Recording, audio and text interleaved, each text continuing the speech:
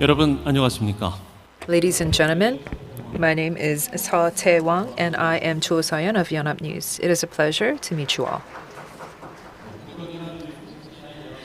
Korea's major news agency, Yonhap News Agency, the Ministry of Unification, and Yonhap News Northeast Asia Center are jointly organizing the Symposium on Korean Peace, which is on its 8th year. This symposium is being held amidst heightened concerns of a new Cold War due to Russia's invasion of Ukraine, along with constant provocations from North Korea, as a new ROK administration has been launched. Held under the theme of President Yoon Suk-Yeol era U.S.-China-Russia tensions, the future of the Korean Peninsula, we will expect lively discussions on the future direction for North Korea policy, along with Korea's relations with the U.S., China, and Russia. The symposium is being broadcast live, and we hope this will be a valuable session where we can glean wisdom for peace on the Korean Peninsula. Now we begin the first session, held under the theme of tension on the Indo-Pacific and the future of Korean Peninsula. For this first session, we would like to turn to Lee Suk-jong, Professor of Public Administration at Sungkyunkwan University, to moderate the session. We'll hear from Sung-Il-jong, Chair of the Policy Committee of People Power Party, and Hong Ik-pyo of the Democratic Party of Korea. They are present here offline. We'll also go to our virtual audiences, Daniel Russell, VP of the Asia Society Policy Institute, Young Kim, U.S. Representative for California's 39th Congressional District, and Zhang Ji-young, Professor of Fudan University. I'd now like to turn the mic over to our moderator, Professor Lee. Hello, ladies and gentlemen. I'm here to moderate the first session on tension on the Indo-Pacific and the future of Korean Peninsula. My name is Lee Suk-jong. It has now been roughly 1 month and about 2 weeks since the launch of the Yoon Suk-yeol administration. We would like to understand the layers of the diplomatic policy of this new administration, and the overarching theme is to become a global pivotal state. That is the catchphrase for the ROK Yoon Suk-yeol administration, where we would engage in various theaters and stages across the world. And regionally, we would be more active in our participation in the Indo-Pacific. As you know, on May 22nd, President Biden of the United States visited the ROK and signed a joint declaration together with President Yoon. At the time, the Korean administration said that we have decided to participate in the IPEF, and when President Biden went to Japan, we participated virtually. The heads of state participated virtually in the IPEF summit, as well as the escalating nuclear and missile provocations of North Korea. Korea will keep to the principle of extended deterrence, while also making sure to ease the threat felt by the people of ROK. In the joint statement, there was mention of this extended deterrence on nuclear, conventional arms, and missile defense. So there was mention of nuclear weapons as well as combined joint ROK-U.S. exercises and a demonstration of these strategic assets, that this will be a strong signal of deterrence against North Korea. In this session, we will be discussing matters on the Korean Peninsula, but also matters related to the Indo-Pacific theater and how the administration of Yoon Suk-yeol will engage in this region, and the kind of choices that the ROK will make amidst the escalating tensions surrounding U.S., Russia, and China. We do have 5 distinguished presenters here with us today. I will go in order and briefly introduce these speakers to you today. Our first presenter is Mr. Daniel Russell, who is the Vice President at the Asia Society Policy Institute and has worked as the Assistant Secretary for the Department of State, East Asia and Pacific Affairs. He was also at the NSC for the White House. And for Mr. Russell, among policy experts and particularly diplomatic policy experts, we understand him to be an expert on Asia as well as China. His recent publications include Stacking the Deck, Chinese Influence in Digital Rules Setting. Our second presenter is Suk-Yeol. He's an MP of People Power Party, and he is well known from media presences. He is the chair of the Policy Committee. He served as the MP for the 20th and 21st National Assembly. He's a two-term National Assemblyman, and he is an officer currently sitting on the Committee of the National Defense for the National Assembly. He is quite well versed in various policy matters, especially when it concerns his party. Our third presenter is Zeng Ji-yong, professor of Fudan University. He also goes by Professor Jong-un in the Korean representation of the Chinese characters. He is a professor of Fudan University, and he's currently the director of the Korea Center within Fudan University, and is also the vice chairman of the Korea-China Research Association. He has also taught at Sejong University and Seoul National University, and also was a visiting scholar at the Stimson Center as well. Our fourth presenter is Hong Ik-pyo, who is also an MP at the Republic of Korea for the Democratic Party of Korea. He is well versed in diplomatic policy for his party. And let me briefly go over his CV with you. He has served as a three-term National Assemblyman for the 19th, 20th, and 21st National Assembly. He served as the prior chair of the Policy Committee for the Democratic Party, as well as the chief spokesperson. His recent publications include The Rules of Peace. We have taken the first steps towards the future. And our last, but certainly not least, presenter is Young Kim, who is currently the U.S. representative for California's 39th Congressional District, and also currently serving in the Subcommittee for Non-Proliferation, Asia-Pacific, and Central Asia at the U.S. House of Representatives. She's also the co-chair of the Korea Caucus and the Korea Study Group.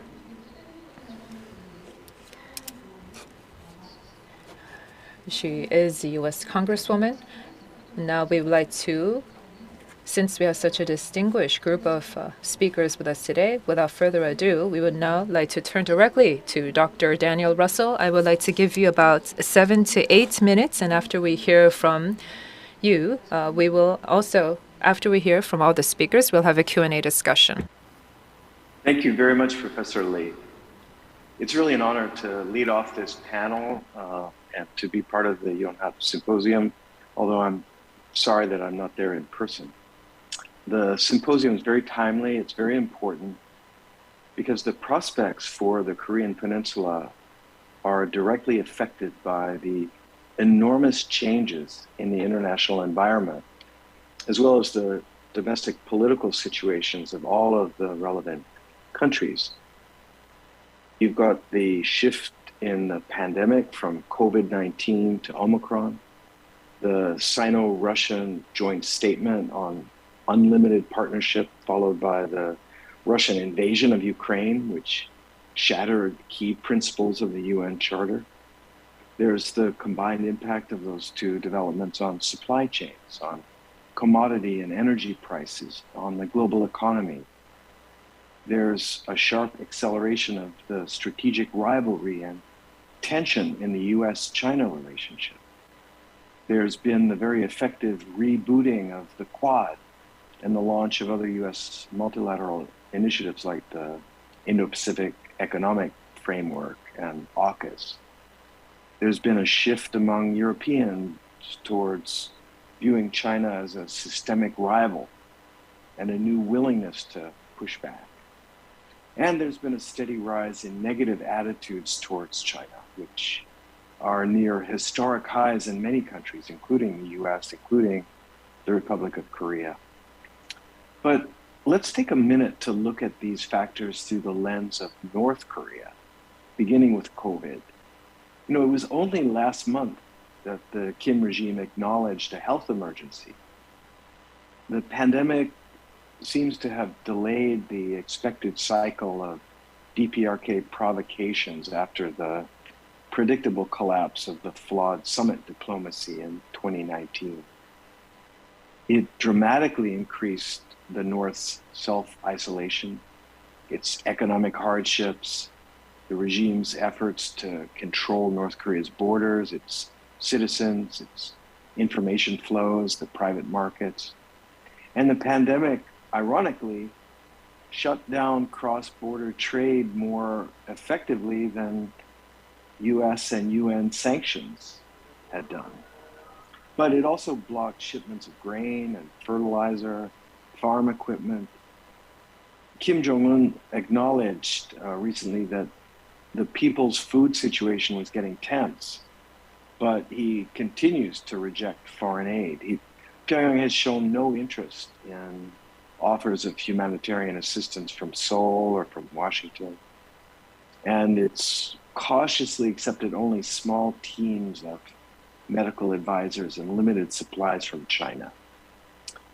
But separate from COVID, North Korea is monitoring closely the strong international condemnation and sanctions in response to Putin's invasion of Ukraine.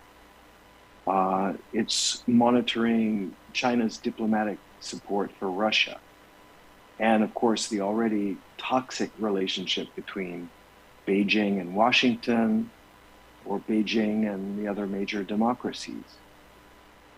And I think Pyongyang understands that there is no chance that Beijing or Moscow would go along with any Western penalties against North Korea, even if North Korea conducts a seventh nuclear test or launches an ICBM missile.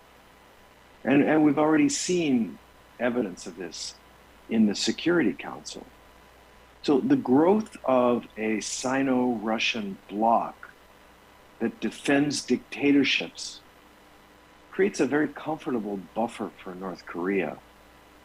And I think Pyongyang has seen that Beijing will hold back from criticism of its partners, even if China is blindsided by an action that harms its own interests, as Russia's invasion of Ukraine has done.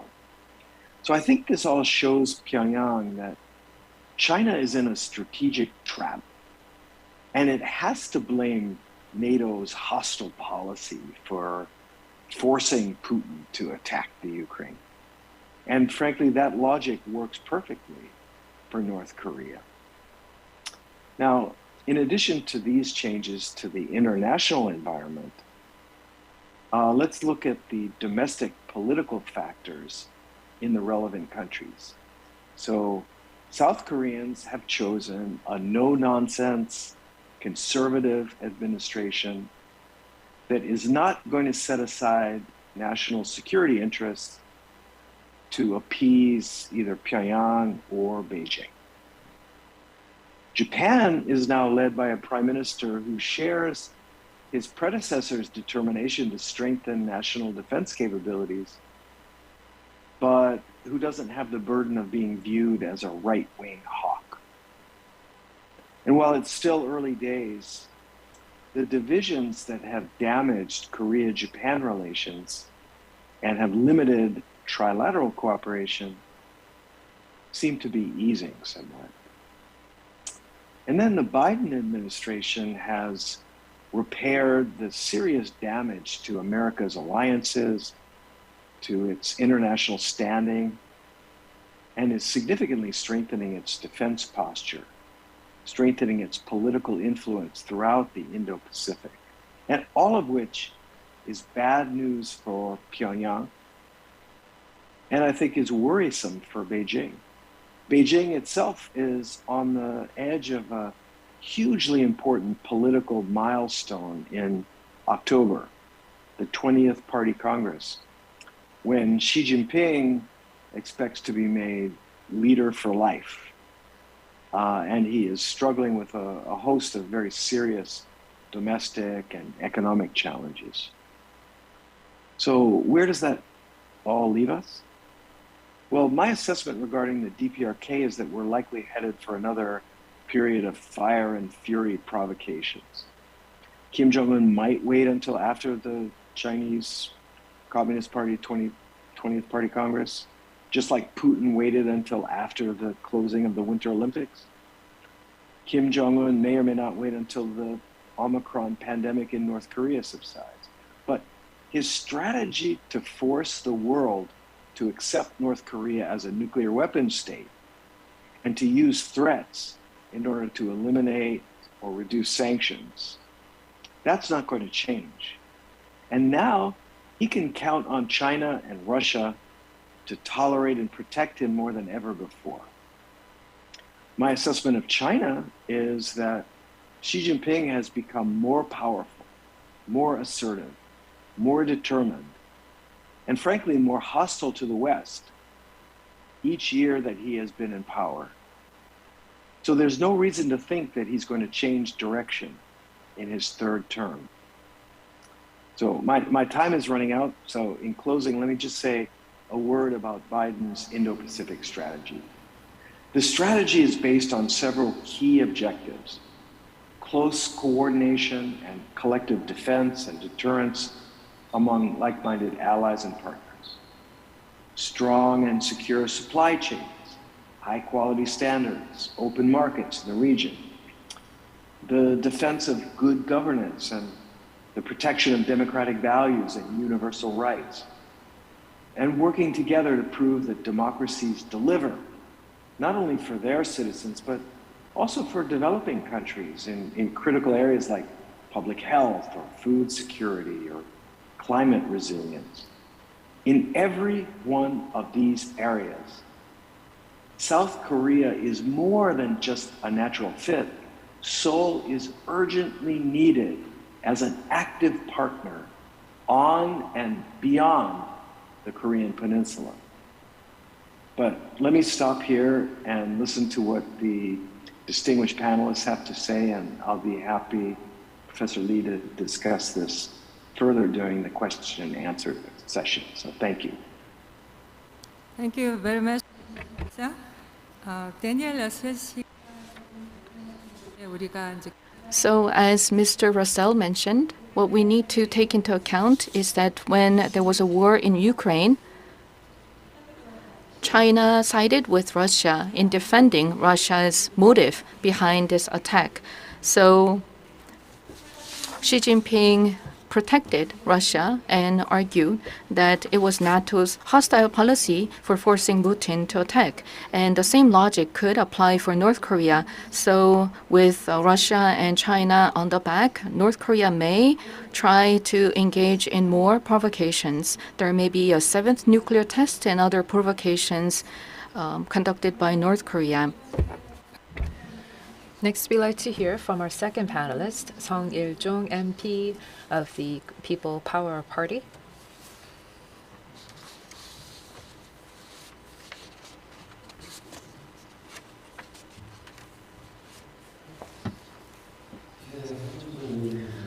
Ladies and gentlemen, my name is Sung-Il-jung. I am at the National Assembly of the Republic of Korea. It is an honor for me to come here to tell you about the basic direction forward for the diplomatic policy of President Yoon Suk-Yeol. I'm very grateful to be a part of this event and also grateful to have such distinguished panelists here.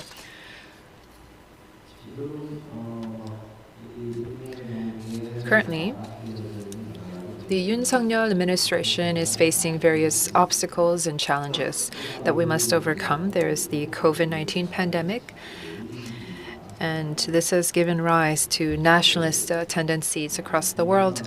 And there's also the reshuffling of the global supply chain, which is also surfacing as an element for tension and difficulties posed by the climate change as well. As we've witnessed the Ukraine crisis, we've seen how there were many crises impacting the market for food and energy. There's high inflation, high interest rates, and high exchange rates as well. These are different economic challenges that are impacting us at the moment. This means that there are, as you can see, non-conventional security crises that are impacting us, along with economic and climate crises that are compounding before us.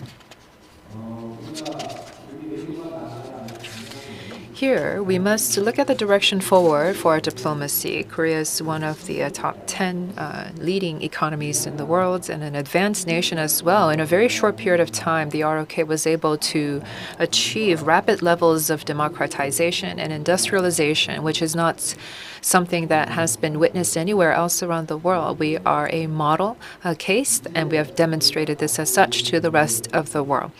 We have this economic prosperity and high, elevated levels of national standing and different values that we are oriented towards. And as a leading country, it is now time for us to set a good example and also demonstrate some leadership in the world. And so, for the direction forward for the Yoon Suk-Yeol administration, we want to become a global pivotal state that contributes to freedom, peace, and prosperity around the world. And this is the direction, the strategic direction forward for our current administration and for the government. As we are hoping to become a global pivotal state, as I mentioned before, there are various challenges that we are witnessing, one of which is the North Korea sanctions. In fact, this is one of the most imminent challenges that we are facing. The North Korean nuclear tests have been ongoing, and they have almost neared completion of their nuclear arsenal. Furthermore, there are many major countries in this particular region, particularly four major nations, and we must engage in cooperation with them to try to expand our diplomatic horizon. We also have to keep as a pillar very active, proactive economic security, while also going forwards and promoting global values diplomacy. Furthermore, we also have to strengthen the network that we have with global overseas Koreans who are residing overseas, possibly with the installment of an agency for overseas Koreans.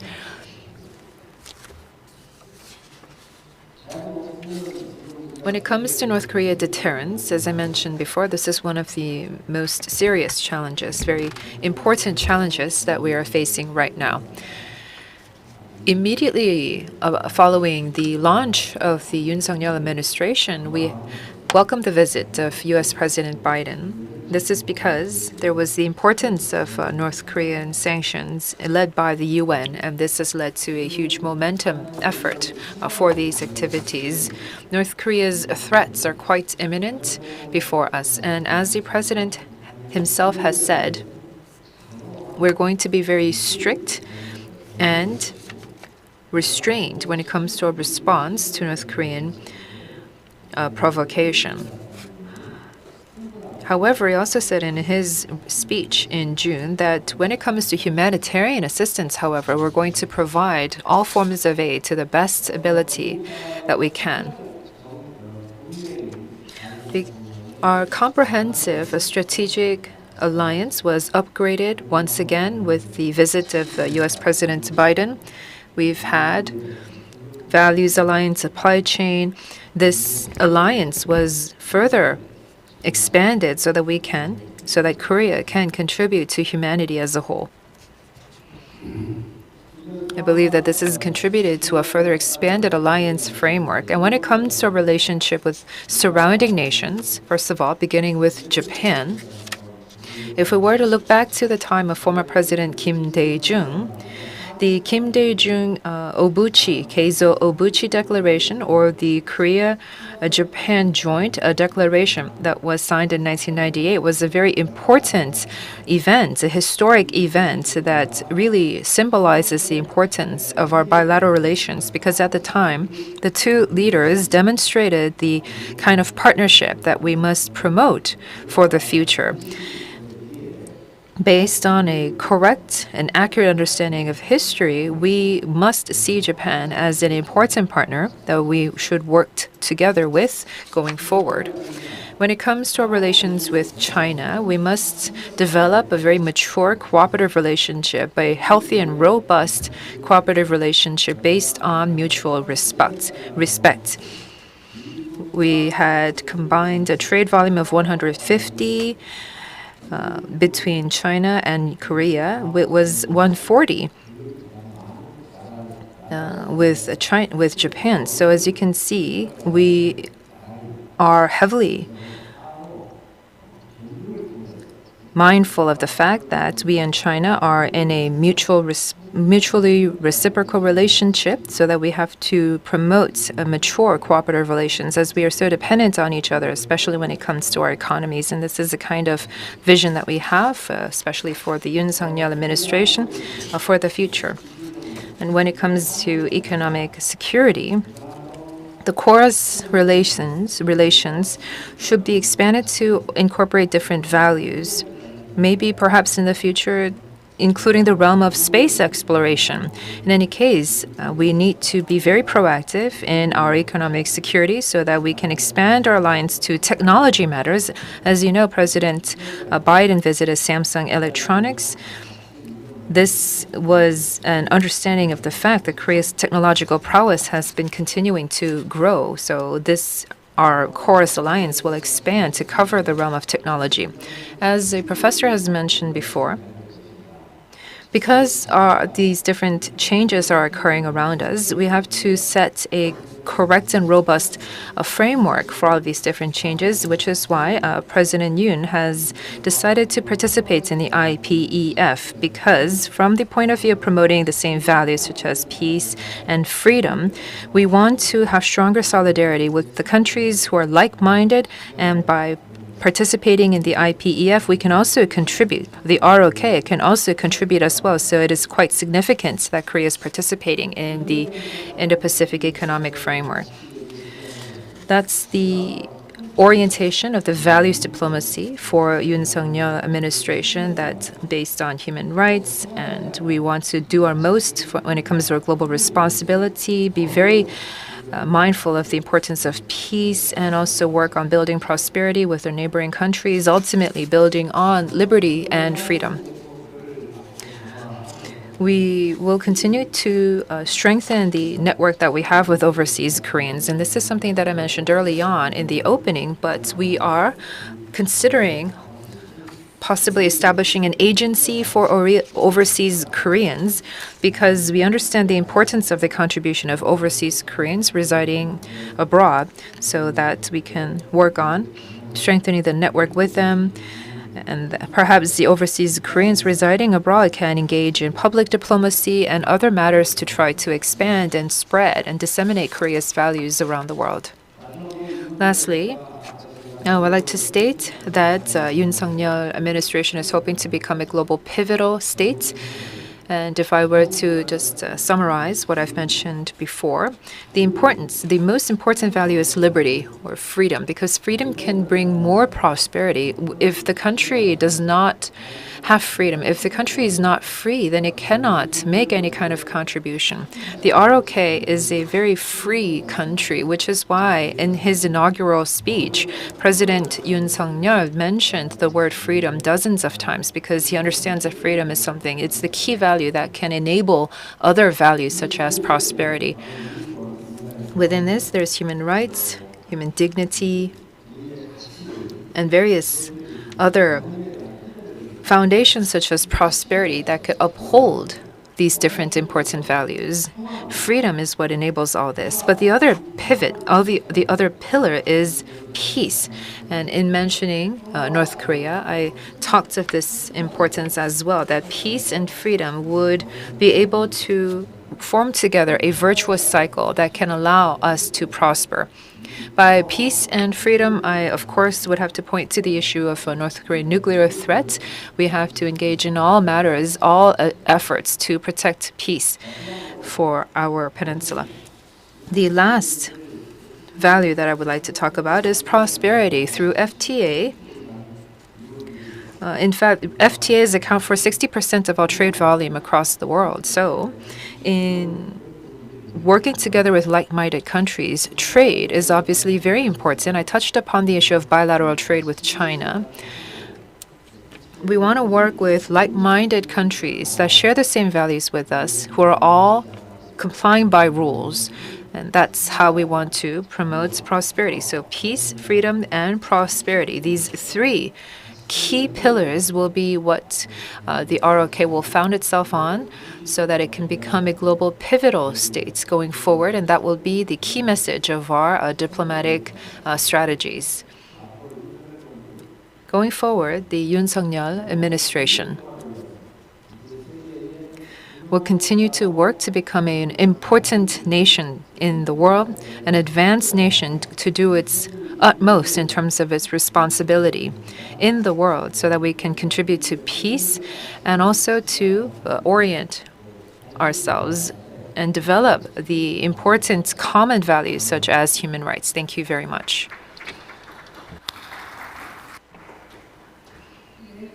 Thank you very much, Mr. Sung.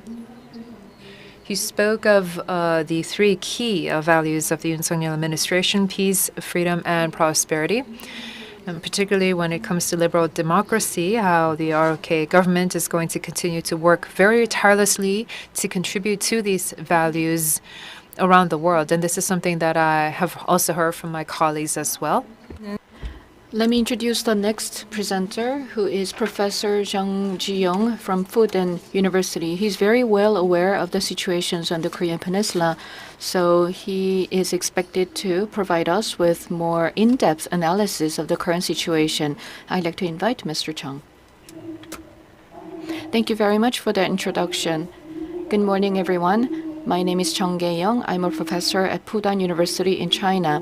Thank you very much for inviting me to this very meaningful symposium.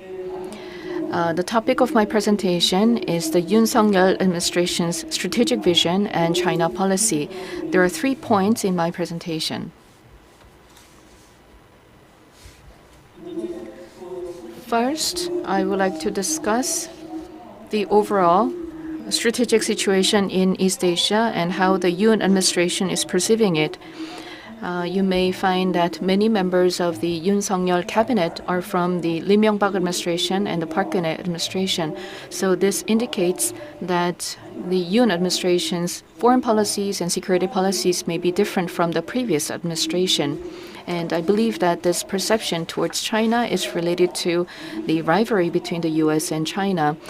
There is prolonged rivalry and competition between the U.S. and China.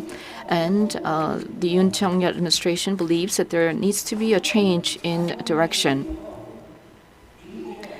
And Korea used to rely on the U.S. for security and rely more on China for economic affairs. But Korea will no longer apply this policy direction, and by doing so, it is reducing benefits of the older approach. And regarding the neighboring countries, the ROK will restore and strengthen its alliance with the U.S. And regarding China, it is going to apply the principle of mutual respect to improve the Korea-China relations. And moving on to its relations with Japan, Korea is going to restore and improve its relations with Japan going forward. And with respect to North Korea, South Korea will rely on the ROK-U.S. alliance in responding to nuclear and missile threats from North Korea. So it is expected that the Yoon administration will have a strong stance against North Korean provocations. And the Yoon Suk-Yeol administration understands that Korea is number 10 in terms of overall power and number 7 in terms of military power. So the President Yoon believes that Korea has to live up to that position. And so Korea has this willingness to embrace the world order led by the U.S. and play a role comparable to that of Japan.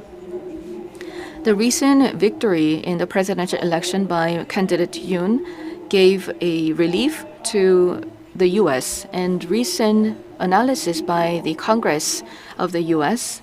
shows that the victory of Yoon means that there will be greater alliance and coordination between Korea and the U.S. when it comes to North Korea, China, Japan, and Indo-Pacific issues. Now, President Yoon has declared that the administration has decided to consider additional deployment of THAAD and joining the Quad Plus and joining the Quad Vaccine Development Community. And also, Korea is joining the Anti-China Alliance for Technology and the participation in IPEF. These are positive signs for the U.S. And the Yoon administration believes that China values its relations with Korea, and China wants to improve its relations with ROK. The Chinese government has expectations about the Yoon administration, but also has some concerns because the Yoon government is trying to deploy additional THAAD and is trying to join the Quad officially and is joining the IPEF. And for these reasons, China is concerned about them. And in this regard, we can expect that China will put pressure on the ROK with economic retaliation and military coercion. In this context, the Yoon administration will move away from the previous policy of relying on the U.S. for security and relying on China for economics, and rather be more pro-America for its foreign policies. And I believe that there are three reasons why there was this change. First of all, there was deepened economic reliance on China. So there are concerns that Korea may be under the influence of China because of this economic reliance. And there are concerns about this in terms of security. And secondly, Korea's more inclusive posture toward China may weaken the ROK-U.S. alliance, and these were the reasons why the Yoon administration decided to change its policy direction. And also, there was this recognition that it will be no longer possible and practical for Korea to maintain good relations with both China and the U.S. Therefore, the Yoon administration understands that strengthening of the ROK-U.S. alliance may worsen or may damage the ROK-China relations, and it may invite retaliation from China. But they believe that there's more benefit in siding with the U.S. than losses. And secondly, let's talk about the policy directions of the Yoon administration. The China policy of the new government is mainly based on the ROK-U.S. alliance, and there are two major strategies and five specific strategic measures. First of all, in responding to the overall situations, there will be more cooperation and containment towards China. And secondly, regarding China, they will have to apply both strategic and tactical cooperation and strategic containment at the same time. Korea will continue to strengthen its alliance with the U.S. and will increase its containment against China, but this may invite hostile reactions from China. Therefore, the containment policies need to be more roundabout or indirect. And more specifically, there are five specific strategic measures considered by the Yoon administration. I'd like to share with you these five specific strategic measures. First of all, there will be an increased dialogue and cooperation in the field of military security to deepen mutual understanding in order to prevent any contingent conflict. For instance, they may resume dialogue on the military. And secondly, they will weaken the role of China in North Korea nuclear issues. And thirdly, Korea may respond to China's military activities in a more comprehensive manner. Based on the ROK-U.S. alliance, it is going to respond to China's military activities. The fourth strategic measure is to strengthen military capabilities of the ROK and deal with potential threats from China. And finally, Korea may increase the roundabout encirclement of China with overseas bases, so Korea may share more military bases with the U.S. overseas. Now, I'd like to discuss how challenging it would be for the Yoon administration to switch its diplomatic directions. I understand that there will be three principles that the Yoon administration will maintain in responding to China and the U.S. I believe that the Yoon administration will apply the step-by-step and phase-by-phase approach. And secondly, the Yoon government will try to seize the right time to take action. And finally, the Yoon government is going to continue to side with the U.S. and will try to limit the influence of China. Now, let's discuss some of the China policy recommendations. There is continued rivalry between the U.S. and China, and in this regard, the Yoon administration is becoming more pro-America, and this is going to be a threat to China. Now, in these circumstances, I believe that there needs to be a more clear and specific strategic guideline for China in dealing with Korea. China can no longer believe that economic relations will help improve its relations with Korea, but rather China has to show a strong and clear action or direction for action so that it can communicate better with Korea. Also, I believe that it is very much dependent on the relations between China and U.S. that will provide solutions to its relations with Korea. Now, I'd like to make some policy recommendations for China. Number one, China needs to consider Korea more seriously as an important diplomatic partner. China has to establish a clear diplomatic strategy in dealing with the Republic of Korea. And secondly, China must find common interests with Korea in terms of supply chains. Also, China will have to find ways to discourage Korea from joining various initiatives led by the U.S. And third, in terms of security, Korea seems to try to engage the U.S. in conflicts in the West Sea and East China Sea, but such conflicts may not be beneficial for China, so such attempts must be inhibited. And fourth, China has to utilize its diplomatic position on the issues of the Korean Peninsula, and China has to serve as a coordinator in dealing with North Korean nuclear issues. In short, I believe that China has to maintain its bottom line while managing and mitigating risks in the Sino-Korea relations, and it requires very careful and in-depth analysis of the current situation to develop effective strategic measures for Korea. Thank you. Thank you very much for your presentation, Mr. Zhang. You discussed the policy directions and also offered policy recommendations for both the Korean government and for the Chinese government. You seem to believe that Korea will inevitably join in the U.S. efforts in its containment policies for China, but on a case-by-case approach, Korea may align with other countries in dealing with China.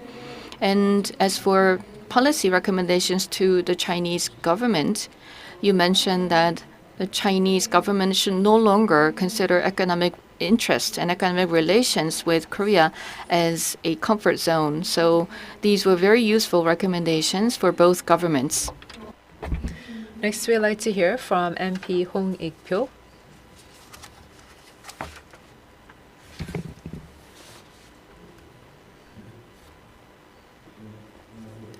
Hello, ladies and gentlemen. My name is Hong Ik-pyo. I'm an MP with the Democratic Party at the ROK. I would like to thank the organizers at Yonhap News Agency for organizing this very important symposium.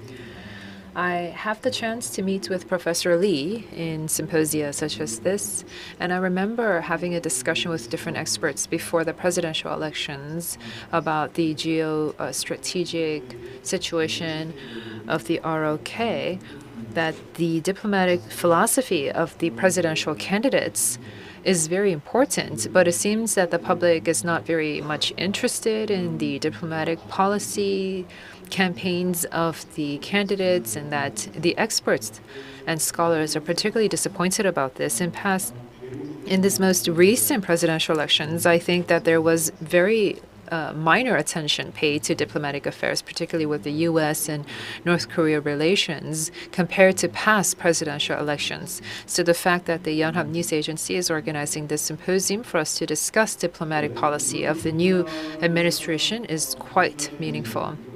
We're here to discuss the strategic competition surrounding Indo-Pacific and the future of the Korean Peninsula. Now, the question is, why is it that the Indo-Pacific theater is becoming so important? Because Prime Minister Abe of Japan was probably one of the first to discuss the importance of the Indo-Pacific region in 2016 at the TICAD or TCAD, the Tokyo International Conference in African Development. He talked about a free and open Indo-Pacific. He stressed the importance of this. In fact, Japanese Prime Minister Abe mentioned this in 2017 and 18, and the diplomatic blueprint published by the Japanese Ministry of Foreign Affairs, there was also mention of the importance of the Indo-Pacific area.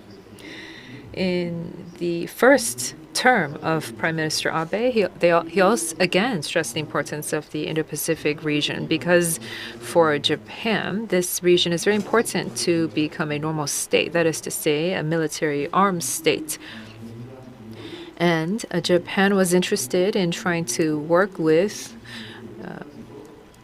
the U.S., Australia, etc., to try to check China.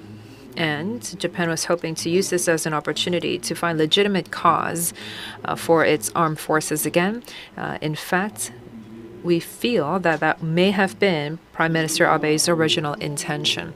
However, later, the Trump administration decided that this was important as well. So in 2017, he talked about a free and open Indo-Pacific because in the past, under Obama, it was pivot to Asia and Asia rebalancing.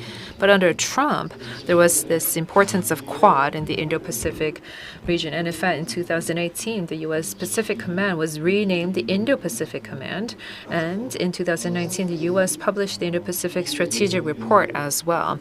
This is a way to try to place a check on China, and particularly on the ambitions of China to become a global leader under Xi Jinping. That this was a big clash among the major countries, and that there was this importance given to the status of the Indo-Pacific region. In 2013, when I visited Washington, I remember having a discussion with the experts in D.C. and also seeing them becoming a little bit angry, should I say, because in February 2012, Xi Jinping visited the U.S. and in an interview given to Washington Post said that the Pacific is big enough for both the U.S. and China.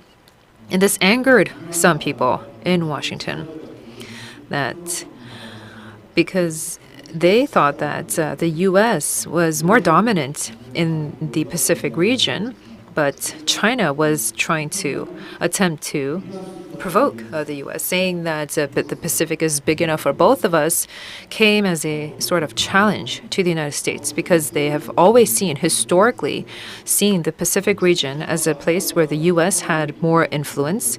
In fact, when there was attacks on Hawaii, specifically the Pearl Harbor attacks, they felt that the Pacific was a base or a hub for the U.S. So China's mention that the Pacific could be shared, that the Pacific is big enough for both of us, was read and interpreted as an attack on the U.S. And as you can see on this map, there's the Maritime Silk Road and the Land Silk Road, that the One Belt, One Road initiative under China was used to try to expand its ambitions. And the U.S. is trying to make use of the Quad strategy with, as I mentioned before, with India, Australia, and so on.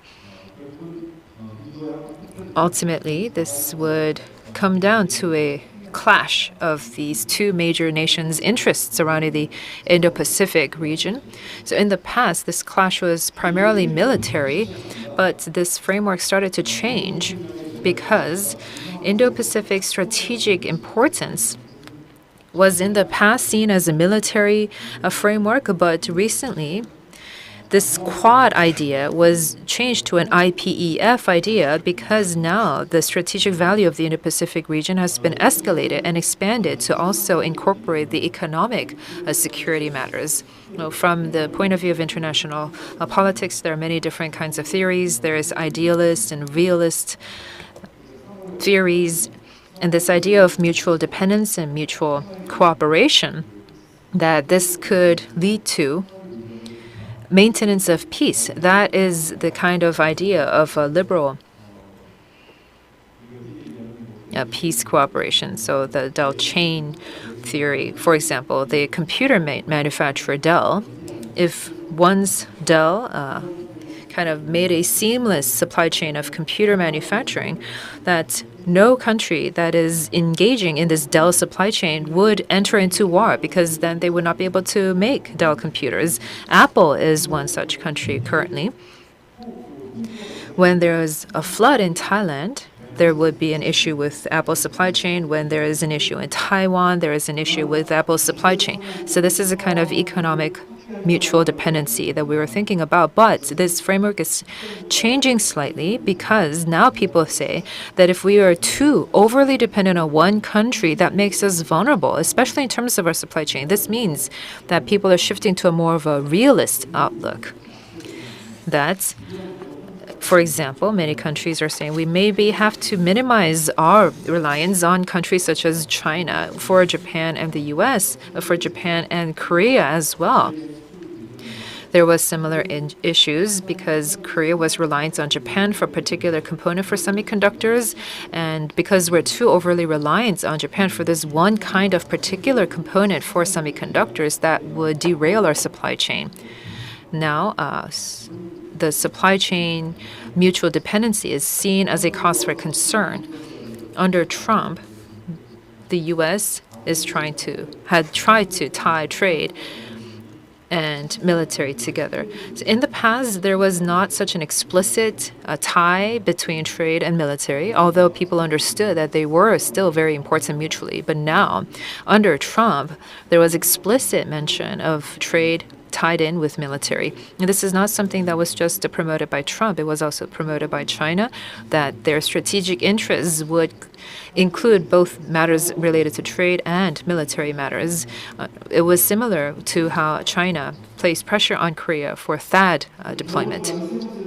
The third thing that I wanted to mention is the importance of advanced science and technology in global race for hegemony, because technology can be something that could really sway competition in the future for hegemony, because technology in the past was really tied in with other matters, but now with new and materials and advanced materials and technologies and fiber and 5G, they could make or break a company's national interest in the future. So this is a kind of change in framework, and the IPEF is a way to institutionalize this economic security. Going a little bit deeper, many people are seeing that semiconductors and ICT technologies are imperative for economic growth. Because if we look at all of the things that we use, such as our phones and computers, there's different kinds of core components, such as semiconductors, into them, and we're seeing huge digital transformation in AI, IoT, metaverse, and etc. So it's very important to see who will produce the semiconductors, where it is going to produce, who has control over this proprietary supply chain. And this is very important when it comes to the competition in the future. That is why we're seeing so much intense competition over these core components, particularly because of COVID-19, which has shocked supply chains around the world. People were not able to expect the demand well. We thought that the demand would go down, but because people were working from home, there was explosive growth in demand for semiconductors. This meant intense competition over the supply chain, so COVID-19 obviously did not help matters in this regard. Of course, U.S. President Biden is well aware of the situation, and that is why he continues to maintain this stance of Trump on semiconductors, batteries, and rare earth metals such as core materials and core metals, and medical and pharmaceutical goods. The medical and pharmaceutical goods are seen as a strategic asset because of COVID-19 and other such natural disasters, that the U.S. is trying to get access to very key supply of these different strategic goods. President Biden also issued executive orders regarding these 4 different kinds of goods. No. For U.S., and the rest of the world, in fact, it's not very easy to decrease our mutual dependency on China, because we were able to grow without inflation because we were relying on countries such as China, where wages are low, so we were able to continue to get access to cheap goods. Other countries were able to enjoy levels of economic growth while not seeing high levels of inflation thanks to cheap labor from countries such as China. But now China's wages are going up, and they are increasing taxes and tariffs. So now what we're seeing is that there's going to be this cost issue that many countries have. Rather than efficiency, many countries are now looking at matters of security. No, instead of working with China, maybe countries are working rather with allies such as Korea or Germany or Japan, that the supply chain, even if it comes at the cost of having no more access to cheap labor, that it's better to work with our allies instead, especially when it comes to advanced materials and advanced technology. The Indo-Pacific scenario could come in three forms, where the U.S. intent is realized, or when it's not realized, or when there's a strategic compromise between the two. And I think that this strategic compromise would be the most practical scenario. If U.S. intent is realized, this means that the U.S. will have a completely separate decoupled supply chain from China, or a very minimized version of a supply chain from China. This would mean that the U.S. would have a reshuffled advanced technology industrial system that maybe will work with Korea, or maybe countries like Germany, particularly these traditional Western nations, that the supply chain, especially the semiconductor clusters, would be reoriented and reshuffled to surround the allies. And this means that the U.S.-based military alliance system will become stronger, and this will be an Asia version of NATO. It's a U.S.-led world order. If the U.S. interests are not realized, what would happen? What's interesting is that recently with China, the question is very complicated because China's advanced technologies are quite developed. They are also seeing highly levels of technological autonomy and independence. This means that China, if it decides to have its own proprietary and solo supply chain, what is going to happen? Because if China's supply chain becomes the most influential, then Korea and even countries like Taiwan would not be able to say, no, we're not going to participate. So this means that although we would remain allies of the U.S., this U.S. ally system might become weaker, and the U.S.-China race for hegemony will become accelerated, and China's global influence will expand. However, I feel that the most practical scenario and the most realizable scenario will be a strategic compromise between these two scenarios, which means that there is going to be a U.S.-led supply chain where allies will continue to participate, but there's going to be a sort of limited participation on the part of China. So there's going to be a coexistence of competition and cooperation. So there is maintenance of U.S.-led alliance, but also weakened solidarity with China. So there's going to be continued levels of competition plus cooperation going forward. We don't know who's going to be the winner. Nobody knows. We will have to wait until then to see how the situation plays out. Having a full and complete decoupling from China is going to be next to impossible, because if you take a look at this diagram, especially when it comes to technologies and semiconductor design, you can see how the supply chain is playing out. The design of semiconductors is done primarily in the US and Europe. The equipment is made primarily in Europe and Japan. The actual production, the manufacturing, is done in Asia, so Taiwan, Korea, China. This system is very highly efficient because most of the components and equipment of semiconductors, they are at a minimized tariff levels or at zero tariff levels. This means that multinational companies in the supply chain have already established their own presences in the supply chain that is highly efficient and highly effective at very low cost. So if we're going to change around the supply chain, this means that in certain cases, the tariffs might be increased to about 30%, or at worst about 50%, that the semiconductor prices, this will be passed on to the prices as well. So this means that at least in the short term, there's going to be a cost increase of semiconductors and different kinds of ICT materials and equipment. The Asia-Pacific region has a lot of different complicated interests, the Quad, IPF. The Quad is only about 4 countries, US, India, Japan, and Australia. And then there's RCEP, led by China. There's about 15 countries there, including Laos, Myanmar, Cambodia, and all these different Asian countries. The IPEF is inclusive of many of the countries of RCEP and Quad. And then there is also Korea, Philippines, and New Zealand, which have military relations. And then there is the Anglo-Saxon Five Eyes, the other different countries there that are very closely tied to U.S. So if we were to take a look at this Asia-Pacific region, it's very difficult to say you have to take sides. You have to pick or choose a side, either U.S. or China. It's not going to be that easy. So it's not going to be easy for the U.S. to demand that China be excluded.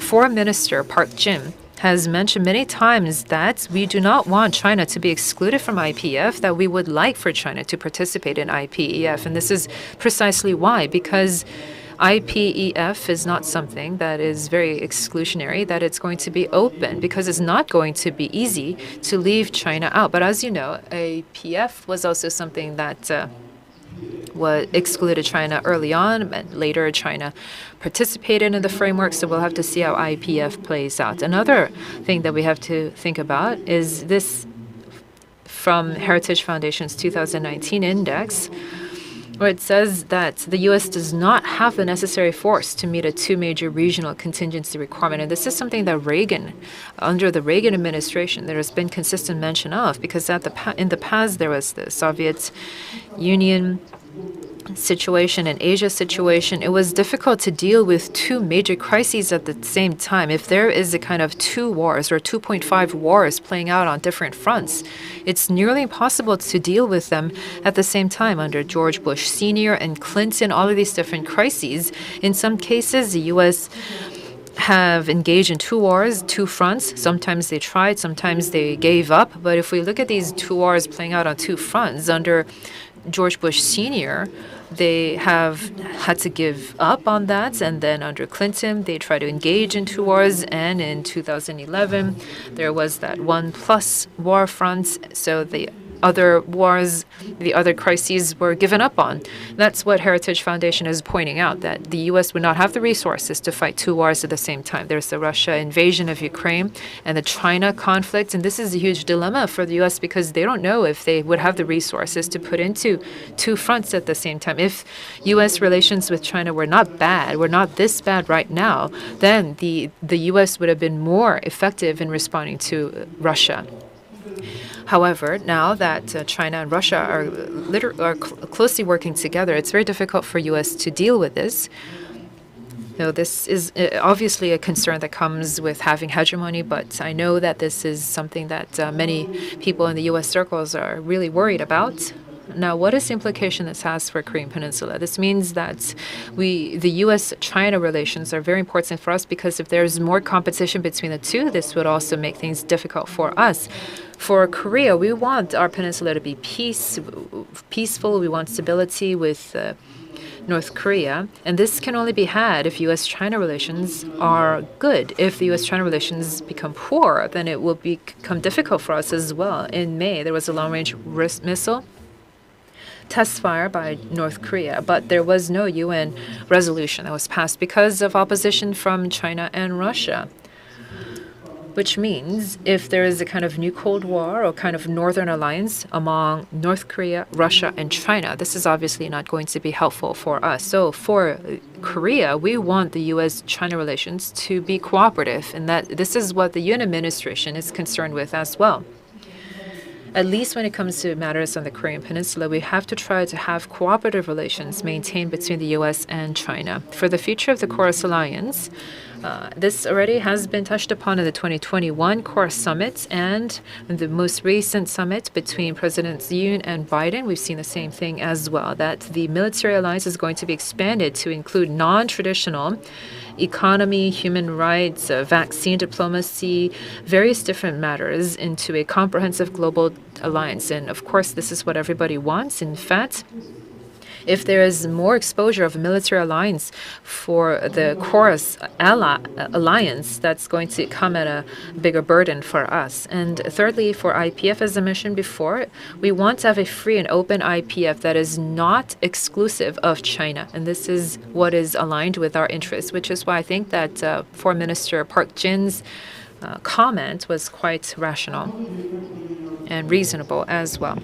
Now, the IPF How is this going to impact us? Of course, in the short term, it might be a little bit difficult. So, as I mentioned before, we are seeing these military tensions right now among China, North Korea, and Russia. But I think that with IPF becoming free and open, that China would ultimately participate, such as APEC and ASEAN and ARF and etc., and that this is going to expand not just as an economic framework, but also into a kind of multilateral security cooperative framework. And this would also be helpful for us as well. We would have to continue to shape the future, and this will be up to the Yoon administration. Thank you. Thank you very much, MP Hong, because he is so well versed in foreign affairs and diplomatic concerns. He spoke rather at length. He talked about the Indo-Pacific strategy, that the U.S. would not be able to do it itself, that there needs to be a little bit of he expects that there's going to be a little bit of tension and cooperation in this region. Let me introduce the last presenter, U.S. Representative Young Kim. And I understand that there is a voting session at the U.S. Congress. So as soon as she delivers her remarks, I would have to ask her a couple of questions, and then I would have to let her go back to the voting session at the Congress. So, Representative Kim, please go ahead. Thank you very much, Professor Lee Suk-jong, for your moderation of the session. To join you today. It's really an honor to be speaking on this panel with very distinguished speakers. And as you know, I'm one of the first Korean American women elected to serve in the United States Congress. So it's truly an honor to join you in this capacity. And I want to thank Yonhap for hosting this symposium and giving me the opportunity to speak in front of all of you on my experience with issues relevant to the Korean Peninsula, and how we can all work together to secure a safer and more prosperous region moving forward. I have had the privilege of working on issues relating to U.S.-Korea relations, currently serving as a member of the House Foreign Affairs Committee, and I also serve on the Congressional Study Group on Korea and the U.S. Republic of Korea Interparliamentary Exchange, both of which I serve as a co-chair. A lot has changed since the formation of the U.S.-Korea alliance over 70 years ago. And South Korea has emerged as a major economic power, and South Korea's embrace of technological innovation has introduced wonderful advances to the world. But what hasn't changed is the importance of the United States and South Korea's commitment to common democratic values and the importance of innovation and entrepreneurship to each country's economies. The new Yoon administration has identified strengthening the U.S. Republic of Korea alliance as a foreign policy priority and made it very clear that it wants to enter a new era of cooperation with the United States and expand our alliance beyond the military space into our economic and trade partnership. I welcome that. In order to make that happen, we need to see more on securing South Korea's economy from potential coercion from China and intellectual property from theft. And this provides us with an opportunity to integrate South Korea more closely into the U.S.'s Indo-Pacific strategy and build on our trade relationship. This also provides us with an opportunity to create a united front in countering North Korean aggression. Let me speak on trade and economics a little bit here. The Yoon administration has prioritized revitalizing economic and trade relationships. The KOROS-FTA, which is now in its 10th year actually, it marked the gold standard for trade agreements globally and has greatly strengthened our bilateral economic partnership over the past decade. However, after more than 10 years, this agreement clearly needs improvement. So last year, I introduced the Partner with Korea Act, which would create an allotment of 15,000 E4 highly skilled work visas for Korean nationals with specialized education and expertise. And as you know, similar visa allotments were created following our free trade agreements with other countries, including Australia and Singapore. So I'm here to tell you that I would work with my colleagues in Congress to make sure that this bill is kept in the final conference version of the China competition bill. And I currently serve as a conferee to the U.S.-China Competition Conference Committee. South Korea is one of our most important allies and is home to a highly skilled and diverse workforce. So the United States must treat South Korea like the strong partner it is and leverage the free trade agreement to expand our relationship and benefit both of our countries.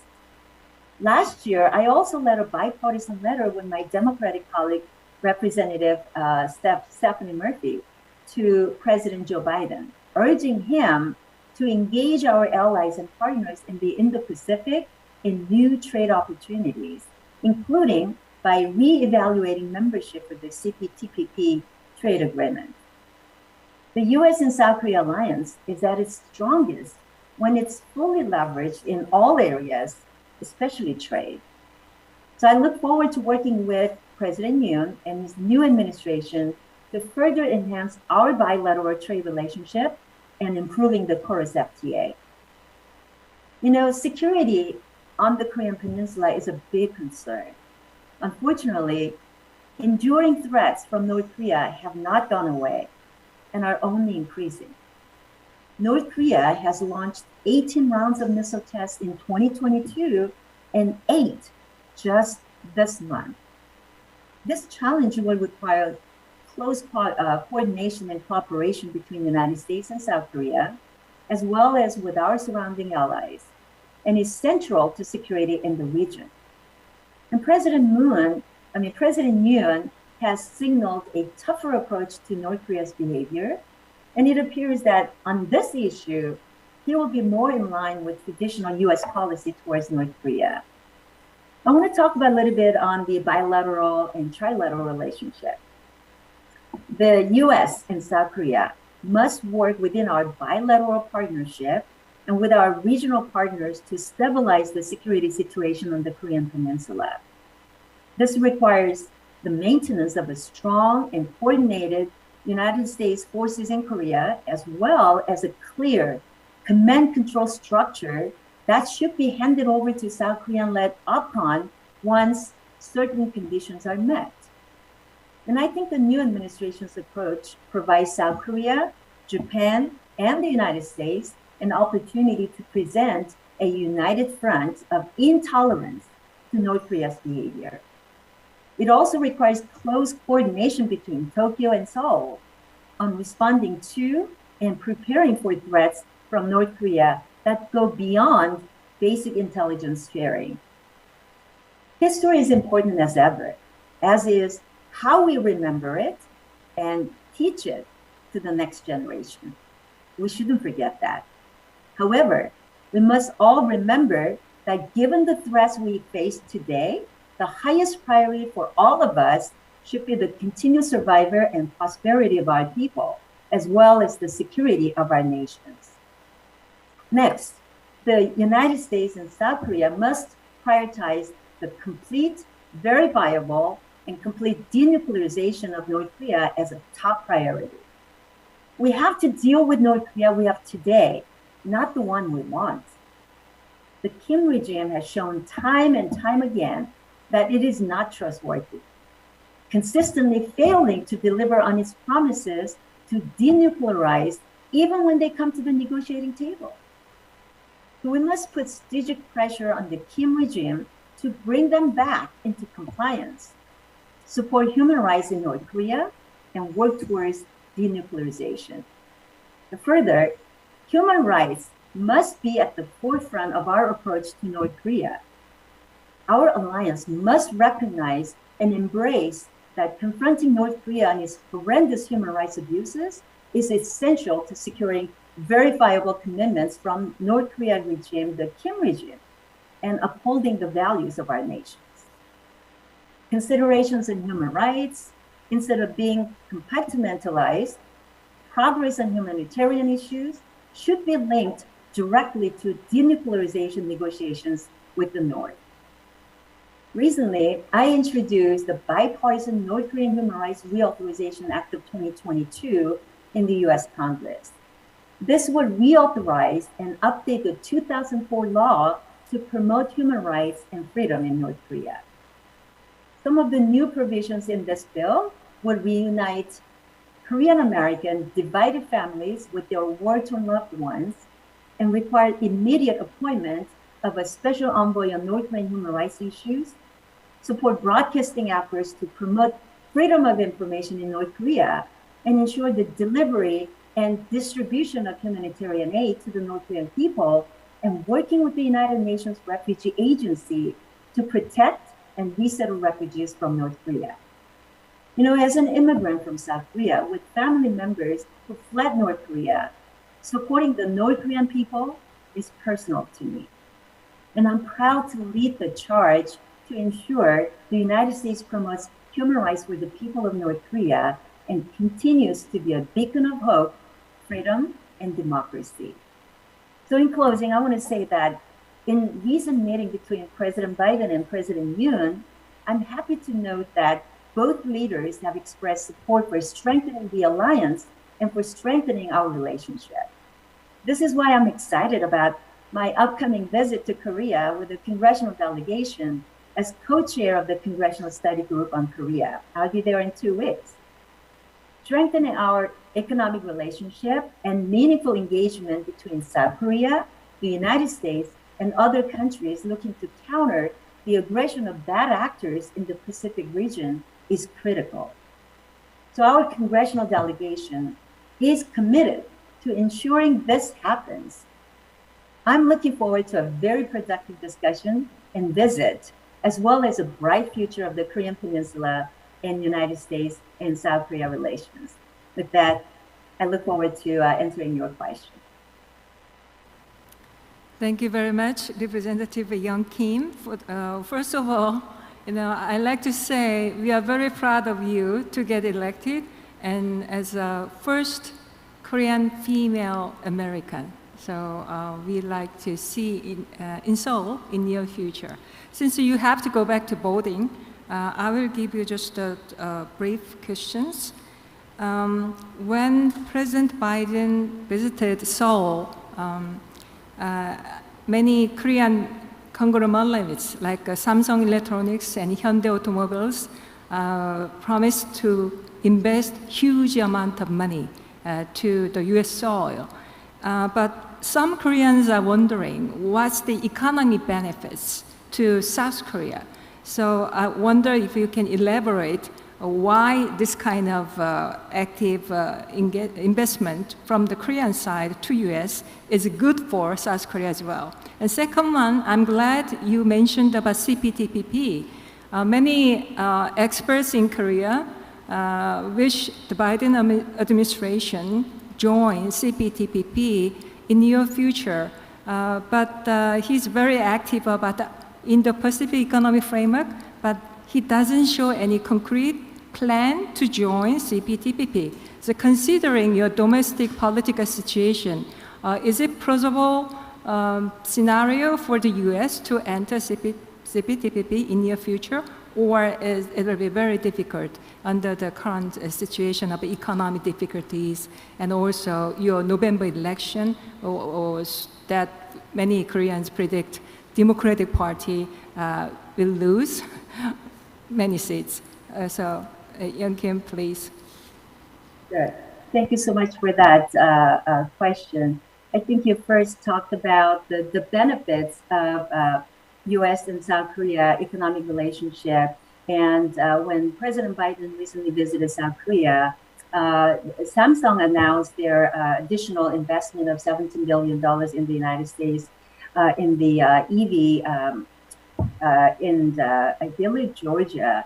And I also heard that Hyundai is investing additional $10 billion in the United States. So this is really, really welcome news that we are embracing. But at the same time, we want to make sure that when South Korea invests heavily like this in United States, we want to be able to reciprocate it and make sure that it is easier. And we want to entice more investment like that in the United States. So as I mentioned, I'm a conferee on the U.S.-China Competition Conference Committee. So one of my priority is to ensure that the included in that compromise bill, which will be bipartisan, bicameral legislation that we can all support, is including the full funding of the CHIPS Act. And that will provide about $50 billion of incentives so we can include more or invite more South Korean companies to come. But at the same time, when you do that, we recognize the need to bring in highly skilled workforce along with the companies that are investing in the United States and expanding your operation here. So that's why in the partner with South Korea legislation that I introduced, we are looking to expand and allot about 15,000 more E4 visa categories. So I hope that we can put that in the final version of it. And to your question about the Democratic Party, I think you were asking what, that the Democrats are expected to suffer big losses in the upcoming November election. And then, so I want to address that a little bit. The world is watching the U.S. leadership and paying close attention to how we are responding, meaning how the United States is responding to the crisis in Ukraine. We know that Xi Jinping is watching us. And I know that Ayatollah is watching us as well as Kim Jong-un, watching how we are responding to all this. So domestically, I have to tell you, Americans face the highest inflation we've seen in 40 years and record high gas prices. And in some areas I represent, we're seeing gas prices as high as $8 per gallon. So if you come to California, in certain parts of Southern California that I represent, you're going to see this high gas prices. So prices of everyday goods and housing are skyrocketing. We even have not only a supply chain crisis, but also a baby formula shortage. I have to tell you, I'm a mother of 4 and also a new grandmother. So this really hits home. These crises impact every American. So I know people are frustrated and they are struggling to get by and want a change in leadership.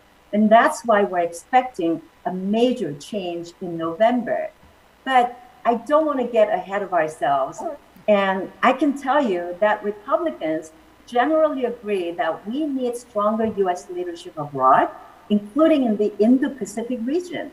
So I anticipate that Republicans will push for strong U.S. leadership and putting security and human rights at the forefront, including supporting the human rights for the North Korean people. Thank you very, very much for having me.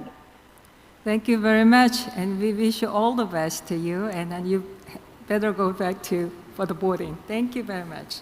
Thank you. 네, Yes, next, I would like to pose a question to MP Sung because I understand that he also has to leave soon as well. Right now, we have heard about the overall diplomatic policy of the Yoon Suk-Yeol administration and the Indo-Pacific strategy as well. You talked at length about the importance of the values alliance, that you also talked about the global values diplomacy. And in line with this, there's the NATO summit that is going to be held recently, and I understand that President Yoon will be attending this NATO summit as well. There might be some concerns that perhaps President Yoon will be attending the summits without being able to offer kind of alternative. There's going to be some participation in the past, and there's the meeting with the party leader and the mention about the Ukrainian conflict. To what extent can Korea participate in this values alliance would be my question. Now, President Yoon will be participating in the NATO summit, and President Yoon has no intention, and his administration has no intention to participate in a closed approach. We want international rules and norms to be respected, especially on human dignity and human rights and human autonomy to be fully respected and adhered. If a country respects and complies with these rules and norms, Korea would participate and cooperate with that country. That is the core strategy of the ROK. In fact, that is precisely why we would participate in the NATO summit. We have no intention to exclude any country as long as that country shares in the same principles and values that Korea has. We are always ready and willing to participate and cooperate with these countries that are like-minded. We have no intention to exclude any country or group of countries for any reason whatsoever. That is the direction that we're going to go forward, and we believe that this is the values that the humanity should go towards. If the country is like-minded in nature, then we would be more than willing to participate and cooperate with that country. Thank you very much. To Dan Lascelles. Daniel, actually, when the war broke out in Ukraine, some predicted the United States, maybe their engagement in the Indo-Pacific can be diverted because they have to pay attention immediately to the Europe situation, the war in Ukraine, and also show the strong support for the transatlantic partnership. However, if I see the recent move, the Biden administration is trying to link the transatlantic partnership with the Indo-Pacific partnership, targeting Russia and China together. So I wonder if that kind of a strategy, integrating these two continents, is plausible, because if you see the Indo-Pacific countries, and of course, Japan and South Korea showed a strong support to Indo-Pacific strategy and also showed their solidarity to the war in Ukraine. However, if you see the other countries like India and some ASEAN countries like Indonesia, and even some Pacific islands, they show ambiguity and reservations in especially security-related Indo-Pacific strategy of Biden administration.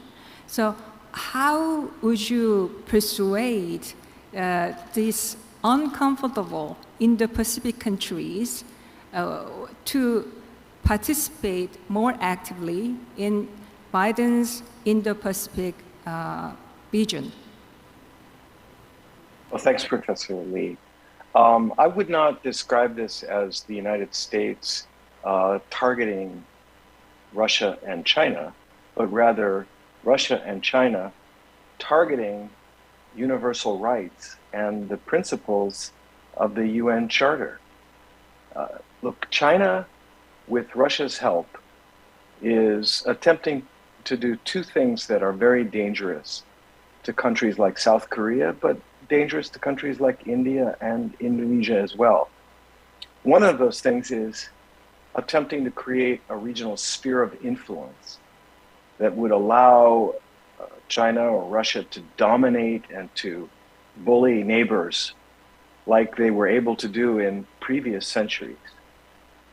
The second thing is China and Russia attempting to undermine and to change international rules and institutions to carve out space to protect dictatorships, to legitimize their repression at home or their aggression abroad. So these efforts are alarming, whether you are the United States, Japan, the Republic of Korea, whether you're India, whether you're Indonesia, whether you're in the Pacific, or whether you're in the Atlantic.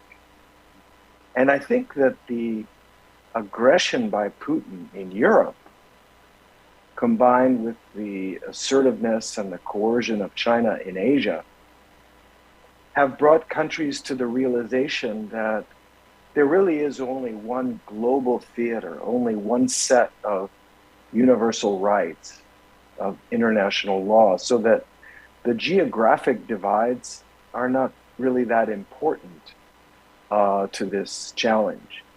So if you are sitting in Jakarta or in New Delhi or in Hanoi or in any country, either in Asia or elsewhere, you realize that if Putin can violate the territorial integrity of a sovereign country without consequence, then so can China. And so India, Indonesia, smaller countries in particular, may be very careful with what they say, but there is no question that they are concerned. There's no question that they want the United States actively engaged and involved in the affairs of the Indo-Pacific. And that means that they are supportive in practice. They are supportive of the U.S. Indo-Pacific strategy. Okay, thank you very much. 제가 빨리 끝내달라는. Yes, the organizers have asked me to wrap up as soon as I can, but I would like to pose one question to Mr. Hong. How can Korea seamlessly participate in both the U.S. influence, UN circle of influence, and the Chinese circle of influence? Can you briefly respond within 30 seconds? Yes, that's a very difficult challenge, but as a middle power, we have to adhere to principles. We shouldn't just side with any random country because they have asked us to. We have to really look at the set of principles that we would like to adhere to and then set our stance and position founded on these principles. It could be a values alliance or a kind of a global standard as a consensus nation, as a pivotal country, that we need to have a set of rules or have a set of principles that we feel are important so that we can maintain our ground. Thank you. Due to time limit, it is time to close this session. So I'm sorry that I won't be able to ask you any questions to Professor Zhang. But with that, we would like to wrap up today's session. Mr. Russell, Mr. Song, Ms. Kim, and Mr. Hong, and Mr. Zhang, thank you very much for your remarks and your contribution. Based on your recommendations and comments, I hope that policymakers will formulate better policies. Thank you for your attention. 네. Yes, with that, we would like to conclude the first session of the symposium. I'd like to thank all of our panelists for their excellent presentations. Please give them another big round of applause. Beginning at 12 o'clock noon, we're going to have the opening ceremony of the Yonhap News Symposium on Korean Peace. We are continuing on with our live broadcasts online. We ask you to stay tuned. We will see you back shortly. Thank you very much.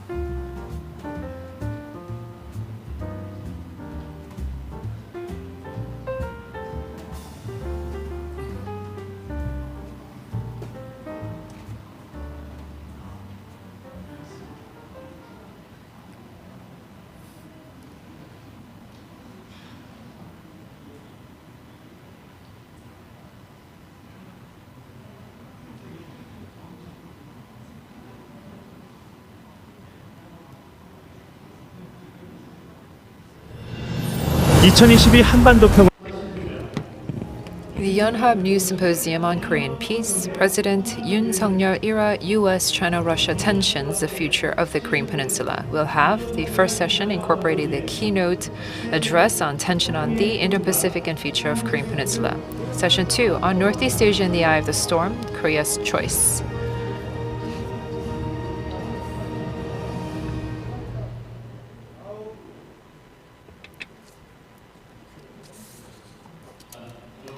Ladies and gentlemen, my name is Ho Tae-wang. I will be your MC. My name is Cho So-yeon. We will be MCing this Yonhap News Symposium. Thank you very much for coming here despite your busy schedules to this Yonhap News Symposium on Korean Peace, brought to you by Yonhap News Agency, the Ministry of Unification, and the Yonhap News Northeast Asia Center. Thank you very much and welcome. Yonhap News Agency is a major news agency. We have the largest broadcasting resources for Korea, and we are contributing to peace on the Korean Peninsula with our fast and speedy coverage of North Korean matters. We'd like to thank you all for coming here despite your busy schedules. We hope that this discussion on peace and prosperity on the Korean Peninsula and about the future of the Korean Peninsula will be a meaningful opportunity for all of you. Many distinguished guests have come here despite their busy schedules. Each time I call out a name, I'd like to ask all of you to please respond with a big round of applause. First of all, there's Prime Minister Han Duck-soo of the Republic of Korea.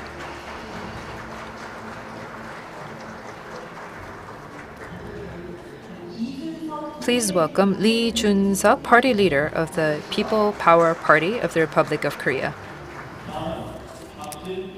Park Jin, Minister of Foreign Affairs for the Republic of Korea.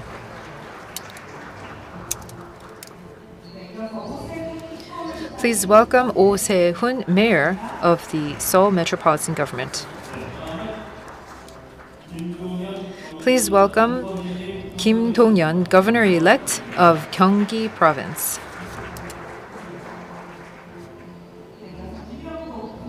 Please welcome Kim Yong-dong, Chief Spokesperson of People Power Party. Please welcome Choi Young-bum, Senior Presidential Secretary for Public Relations. Please welcome Chun Pyeong-guk, First Vice Minister of Culture, Sports and Tourism. Welcome. Next, please welcome Son Kyung-sik, Chair of the Korea Enterprises Federation. Lastly, please welcome Son Byung-hwan, Chairman of the Yonhap Financial Group. Thank you very much. We also have many other distinguished guests who have sent us their appreciation and support for today's symposium. However, in the interest of time, please understand that we cannot go in turn individually and call out all the names. Now, we would like to salute the flag. I'd like to ask everyone to please stand and face the flag on the screen. Salute.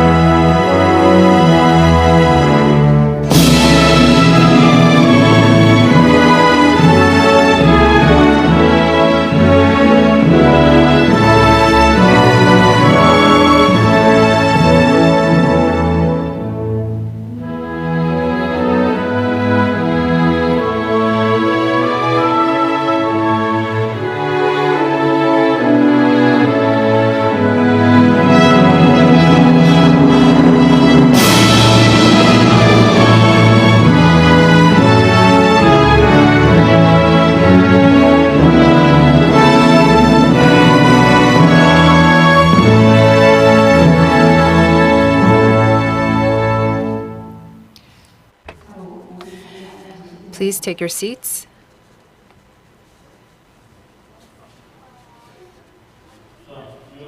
Next, we would like to hear from the CEO of Yonhap News Agency, Mr. Sung Ki-hong, for his opening remarks. Please give him a big round of applause.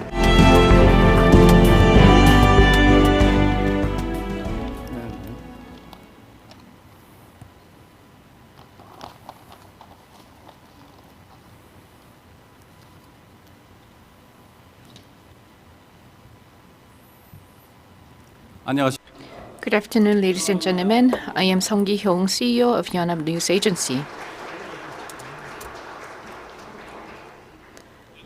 I would like to take this opportunity to express my gratitude to Prime Minister Han Duck-soo, Party Leader Lee Jun-suk of People Power Party, Minister Park Jin of Foreign Affairs, Mayor Oh Se-hoon of the Seoul Metropolitan Government, Governor-elect Kim Dong-yeon of Gyeonggi Province, Choi Young-bum, Senior Presidential Secretary for Public Relations, Vice Minister of National Defense Mi Shin-bum-chul, and First Vice Minister Jeon Byung-guk of Culture, Sports and Tourism, as well as Chair of Song Kyung-sik of Korea Enterprises Federation.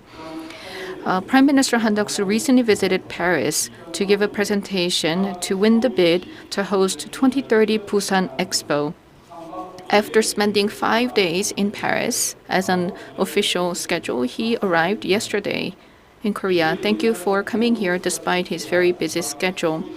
I hope that we will be able to win the bid to host 2030 Busan Expo, and Yonhap News Agency will do its part to support this effort. The theme of this year's symposium is President Yoon Suk-Yeol era, U.S.-China-Russia tensions, the future of the Korean Peninsula. As we're speaking in June 2022, we are witnessing enormous changes taking place in the global geopolitical landscape, and where the Korean Peninsula is at the center of such changes. The global economic situation is also concerning. As President Yoon Suk-yeol mentioned, the global economic perfect storm is now affecting our front yard, and the security situation is also very worrisome. Recently, North Korea launched short-range ballistic missiles, fundamentally shaking the landscape of the Korean Peninsula. North Korea is pursuing its nuclear programs, and there are bleak prospects for the Korean Peninsula peace and prosperity. Furthermore, the Ukraine war that began in February is creating an environment for a new Cold War, and the rivalry and competition between the U.S. and China is intensifying. And many countries in Eurasia and the Indo-Pacific are joining hands to pursue their own national interests. The landscape surrounding the Korean Peninsula is rapidly changing, and it is time for us to take time to analyze the implications of such changes on our economy and our security. We need to expand our horizon to go beyond the Korean Peninsula. We should be able to minimize the Korea risks while reducing any negative implications of the strategic competition between the U.S., China, and Russia on us. We are now an advanced country. We successfully launched the domestically produced space rocket Nuri, and we became one of the top 7 countries with strong aerospace capabilities. And it is time for us to chart our own destiny rather than relying on other powerful countries. I hope that today's symposium will be an opportunity for us to identify solutions to the current challenges and find ways forward. As a major news agency, Yonhap News Agency will continue to do its part so that Korea can become a global pivotal state by overcoming these foreign security and economic challenges and contribute to global peace and security. Thank you. Thank you very much, CEO Sung, for your opening remarks.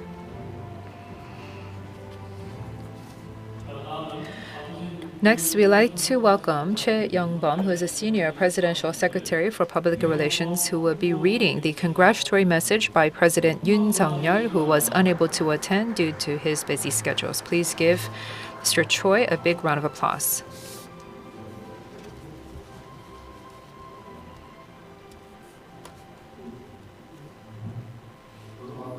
So I would like to take off my face mask as well. Ladies and gentlemen, hello. My name is Choi Young-bum, Senior Presidential Secretary. President Yoon is currently attending a Korean War Memorial event with the veterans. So I have come here in his stead to deliver his remarks. I would like to extend my congratulations to you on the 8th Yonhap News Symposium on Korean peace. I would like to thank the CEO of Yonhap News Agency, Sung Gi-hong, as well as the staff for organizing this opportunity for us to discuss the directions forward for the Korean Peninsula amidst the rapidly changing international climate. Korea is facing various challenges and crises. There's a pandemic, climate and food and energy crises, as well as military provocations and threats from North Korea. These multifaceted crises are threatening our economy, national security, and peace. We must be wise as we overcome these imminent, complex crises. We must defend the values of liberal democracy and market economy while working to achieve growth and prosperity. Through the Korea-U.S. summit held in May, my administration has upgraded the Chorus Alliance, which is a key pillar of peace and prosperity for the Korean Peninsula, to a global comprehensive strategic alliance. Based on close coordination with the United States, we will seek to solidify our deterrence against North Korea and work to overcome the global supply chain crisis through the IPEF, which was launched in May. At the NATO summit, which is scheduled for next week, our allies who share common core values with us will be discussing measures for comprehensive security cooperation. We will not only be discussing traditional military security matters, but also non-traditional threats such as climate change, cyber and energy security, and AI, as well as other emerging technologies to broaden our horizon for cooperation. Furthermore, with bilateral summits with major nations, we will deepen our cooperation across all areas that are directly relevant to our people's livelihoods and economies, such as economic security, nuclear and renewable energy cooperation, and defense industries cooperation. Crises do not target a specific object or method. In the process of preventing and responding to crises of all kinds, we must further strengthen our cooperation with key allies such as the U.S. and Japan. When it comes to China, we will develop a mutually reciprocal cooperative relationship based on a spirit of mutual respect. Tomorrow will mark the 72nd anniversary of the beginning of the Korean War. If we do not wish to repeat the tragedy of the past, we must have robust national security and an audacious diplomatic response. When it comes to North Korean provocation that threatens the lives, safety, freedom, and peace of our people, we will adhere to principle and respond firmly and sternly together with the international community. However, we will always keep our doors open for dialogue. There are many experts here today who are well versed in international affairs.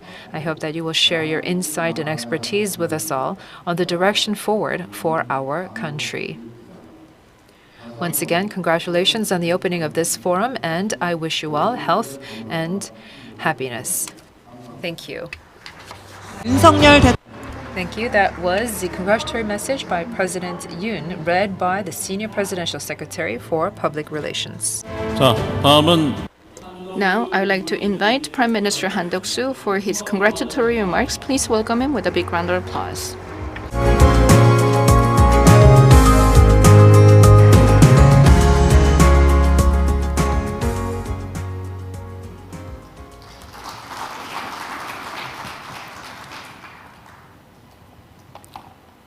존경하는 Distinguished guests from home and abroad, I would like to congratulate you on the opening of the 8th Korean Peninsula Peace Symposium.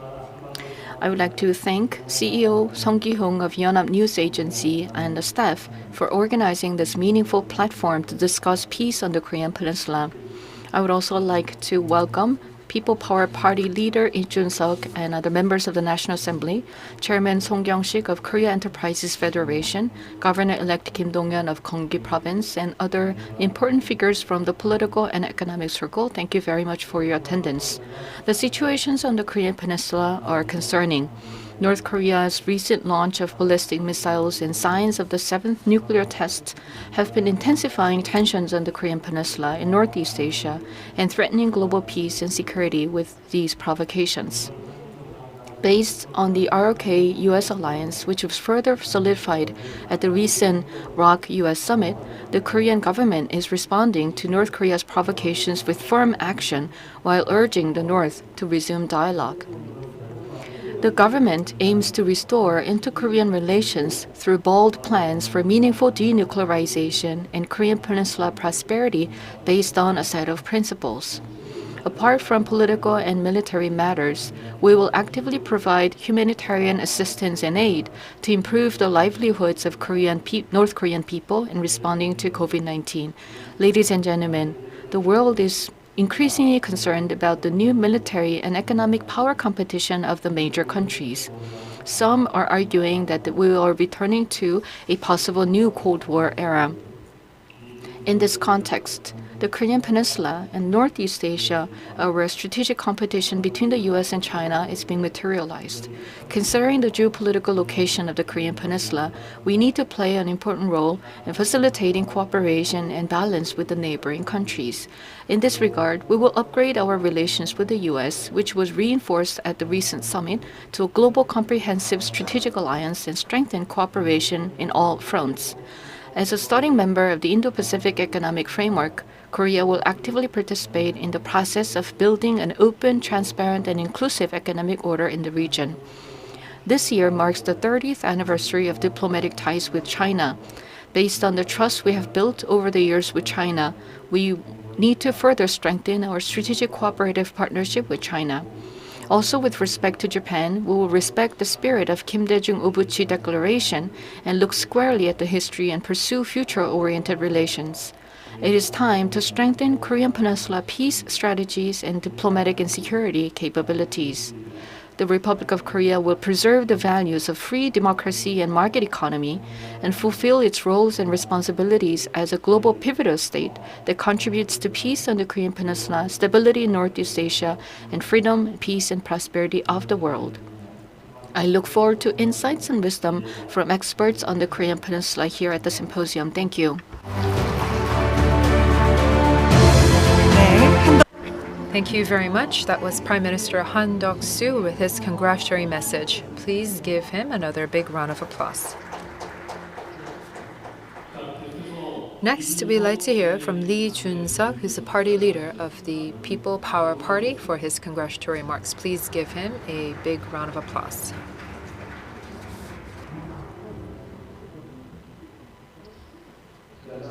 Ladies and gentlemen, my name is Lee Jun-suk. I'm the party leader of PPP. I'd like to thank Sung Ki-hong, CEO of Yonhap News Agency, as well as Minister of Unification, Kwon Young-se, everyone who has worked tirelessly for the organization of this event. And of course, I'd like to thank Professor Lee Suk-jong and Kim Byung-yeon, Director for the Center for National Future Strategy, as well as all the panelists who will be sharing their insight with all of us. This symposium is very meaningful because right now, the international climate that Korea is facing and the Yoon Suk-Yeol administration is facing is quite different from the order that we have become familiar and used to. And our people, our citizens' understanding of the international climate is continuing to change as well. As a member of the younger generation, I can say that up till now, the younger generation has not been very much interested in matters related to diplomacy and foreign affairs, and especially national security. But recently, we have seen that when it comes to, along with matters related to the economy and social affairs, even the members of the younger generation are becoming very interested in matters related to diplomacy, foreign affairs, and national security. And this is the reason for this is simple. I was born in 1985, and early on from the 90s, what I learned from school is that values of human rights and freedom are very important.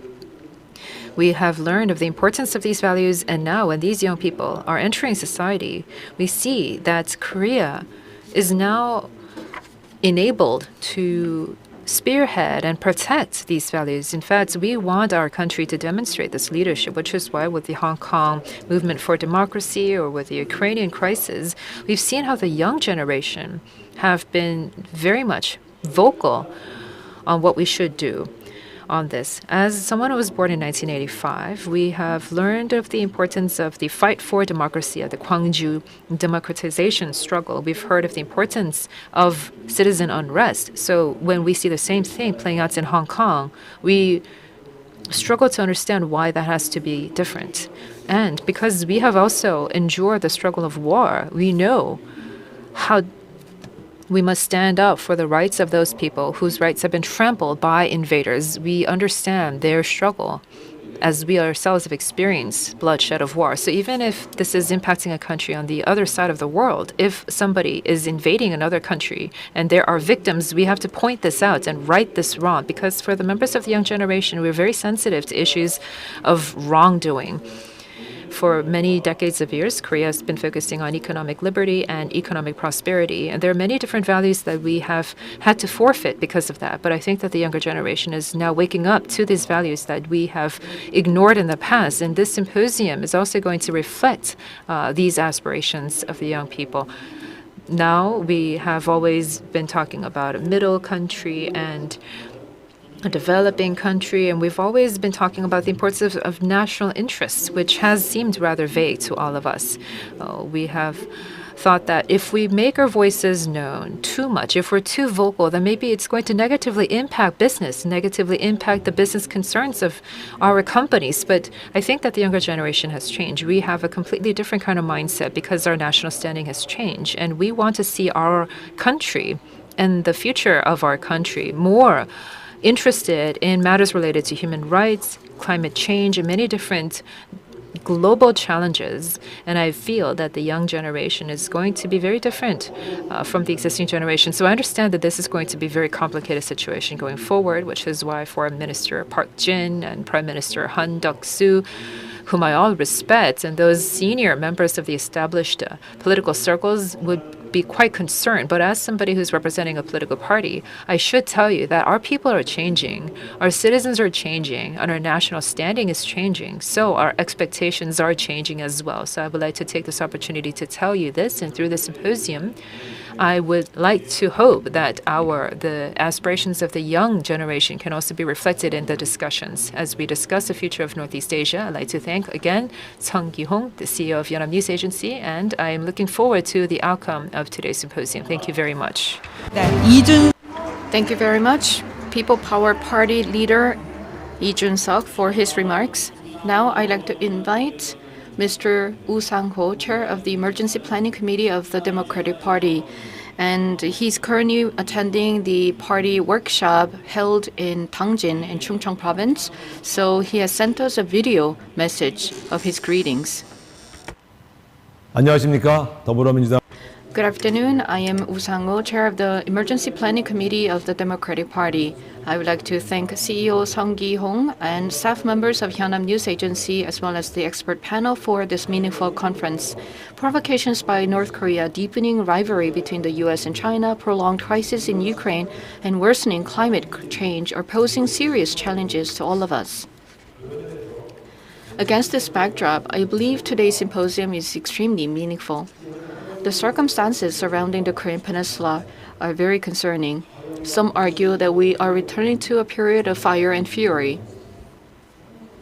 In times like this, it is crucial for Korea to put priority on peace and prosperity of the Korean Peninsula more than anything else.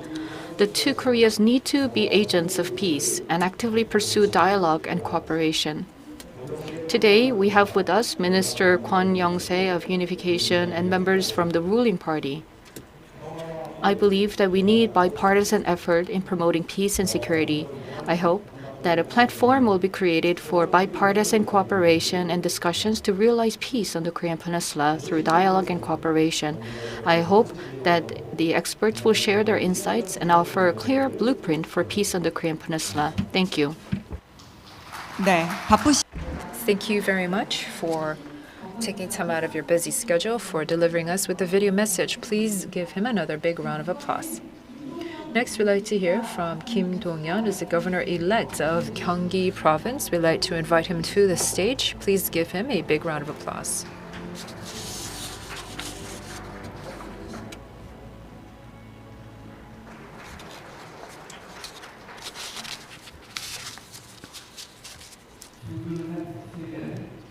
We've seen how the international political climate has changed very recently, and if we were to summarize this in one word, it would be the fight for hegemony and how strict lines are being drawn in the sand against these different fronts. And economically, the global supply chain is being revamped, orienting around countries that trust one another. And in fact, this is reshaping itself into a trust chain. Rather than looking at economic efficiency, countries are placing more weight on the importance of trust and stability in the supply chain. That the international economic and political climate is shifting more towards trust and stability. The new administration is looking to participate more actively in the value chain led by the U.S. And in the past administration, I feel that the current administration is focusing more on trying to keep itself and distance itself from the past administration's policy line. And in any regard, this situation right now is quite complicated for all of us, which is why I think that it's important that the Yonhap News Symposium on Korean peace is being held in such a momentous time. I would like to thank CEO Sung as well as the staff at Yonhap News Agency for hosting this symposium. I would like to hear the answers to two questions from the symposium. And the first question is, what are the principles that we must adhere to as we promote our diplomatic policy? We should not take sides depending on, and we shouldn't take an impromptu approach depending on different cases or incidents. In fact, Korea must continue to adhere to a strict set of principles and strict set of values, no matter what kind of diplomatic challenge or national security challenge or economic challenge comes our way. And this is a question that I've posed myself, because I don't want us to come up with a patchwork set of different approaches depending on the country or depending on the kinds of policy. We have to look at the principles: democracy, market economy, human rights, in the environment. There are, of course, many different values and principles that we can keep in mind. Regardless of the country or regardless of the situation or issue, we would like for the ROK to be consistent when it comes to any and all matters because of the set of policies that we want to respect. We want to provide that level of predictability to the rest of the world because we want to remain consistent to our set of principles. And that is the kind of question that I would like to pose and hear the answers to from this symposium. The second question is the kind of diplomatic strategy that we are pursuing, because the international climate is continuing to change. So we shouldn't just always passively react to the changes in the international climates. Rather, we should be more proactive in trying to shape the international climate going forward. Well, what can we do to enable this? What kind of strategy should we do? Should we maintain to try to shape the international climate? How can we be more active in trying to pursue this? And this is something that goes beyond political parties and our ideologies. We have to come up with a grand strategy for our diplomatic concerns. And in fact, again, this is the second question that I would like to hear posed at this symposium. What are our strategies and our philosophies when it comes to diplomatic affairs, and what are the sets of core principles that we should adhere to? These are the questions that I would like to pose to members of the symposium, and I hope to hear valuable insight. Gyeonggi-do province is geographically closest to the North Korean region. In fact, it accounts for about 1/4 of Korea, and it shares close proximity to North Korea. And when it comes to entering into different regions such as Russia, we here at Gyeonggi province share different challenges and concerns. And so we would also have to look at what Gyeonggi province should do, what kind of strategy we can do, and also what kind of contribution we can make to peace and security for Korean Peninsula in line with the government's diplomatic strategy. Once again, I would like to thank CEO Sung as well as the staff at Yonhap News Agency for working so tirelessly for this 2022 Yonhap News Symposium on Korean peace. And I hope to hear great outcomes from the symposium, and I hope it will be successful. Thank you very much. 네. Thank you very much, Governor-elect Kim Dong-yeon, for his remarks. Thank you very much. Now, I would like to invite Chairman Song Kyung-sik of Korea Enterprises Federation for his congratulatory message. Please welcome him with a big round of applause.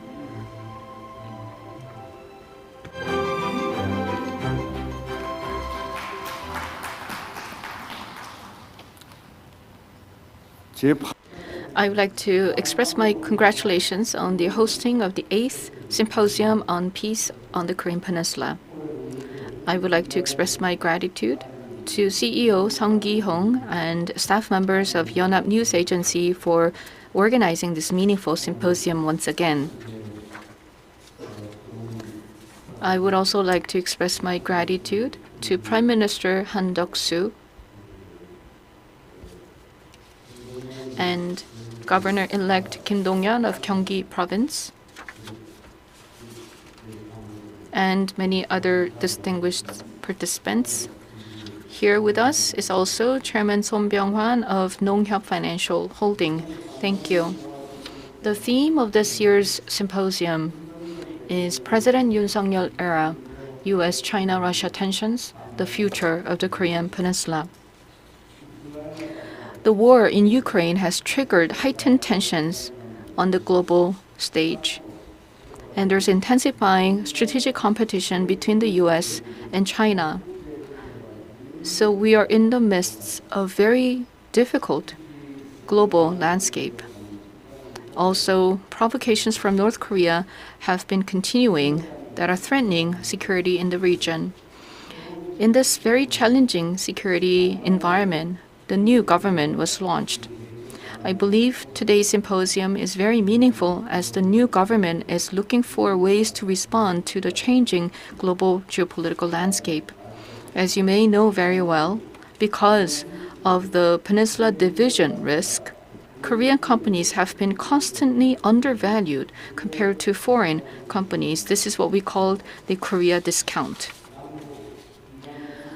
The Korean Peninsula division risks have had negative impact on our economy and our security for a long time, and the situation in the Korean Peninsula has provided burden on the business activities of Korean companies. Currently, the situation surrounding the Korean Peninsula are very complicated and hard to predict.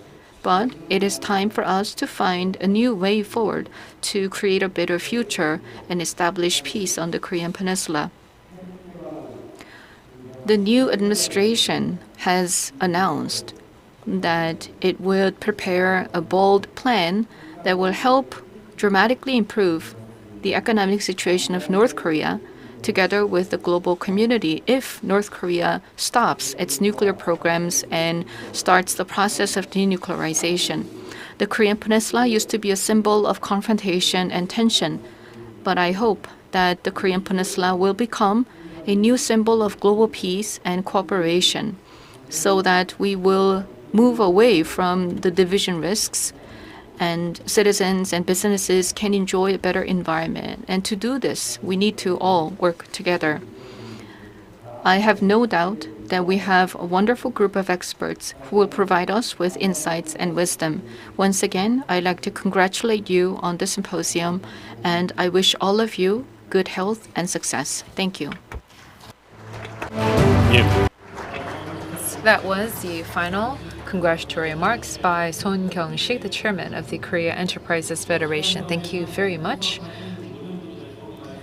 We would like to hear more from the distinguished participants here, but in the interest of time, we would have to close the opening ceremony. Thank you very much to all of our ladies and gentlemen and distinguished guests who are here offline and online.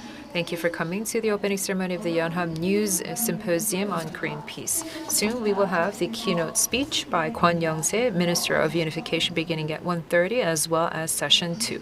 We'd like to see you soon in a bit. Thank you very much.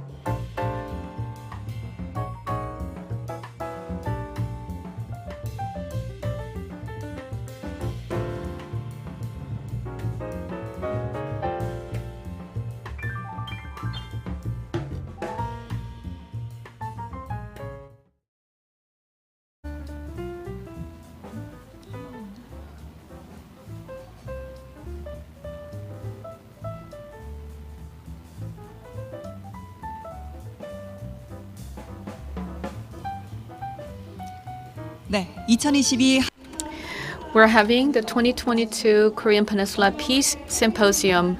Now, I would like to invite Minister Kwon Young-se of Unification for his keynote presentation. Please welcome him with a big round of applause.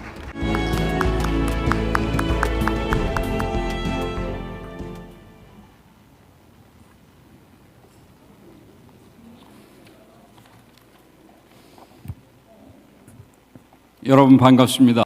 Ladies and gentlemen, my name is Kwon Young-se. I'm the Minister for Unification. In these challenging times surrounding the international relations and the Korean Peninsula, I find it very meaningful that this opportunity has been organized for us to take stock of the current situation and think of the future. I would like to thank CEO Sung Gi-hong of Yonhap News Agency and the staff for organizing the symposium. And I would also like to thank Kim Byung-yeon, the director of the Seoul National University Center for National Future Strategy, Lee Sung-lak, former ambassador, An Ho-young, president of the University of North Korean Studies, Kim Hyung-suk, former vice minister of Unification, and Chung Sung-chun, vice president of KIEP, who will be the panelists in the next session. Ladies and gentlemen, over the past few years, the competition for hegemony by the U.S. and China has accelerated amidst the recent invasion of Russia into Ukraine. Currently, the international situation is highly unpredictable. Furthermore, there are new non-traditional threats that are surfacing, such as disease, disasters, and economic security, which are compounding the situation. In the midst of these concerns, North Korea is consistently developing its nuclear and missile capabilities to attempt a change in their strategic position, which is negatively impacting inter-Korean relations as well as the peace order on Northeast Asia. North Korea's denuclearization and a developed inter-Korean relations are the objectives that we must strive for, along with a unified Korea founded on liberal democracy. So for us, this situation is a serious challenge. The strategic competition among U.S., China, and Russia is developing into a conflict between different fronts. And if North Korea continues with its nuclear missile development, then South Korea and North Korea will become even more distant from each other, as they will be located on opposite sides of ideological fronts.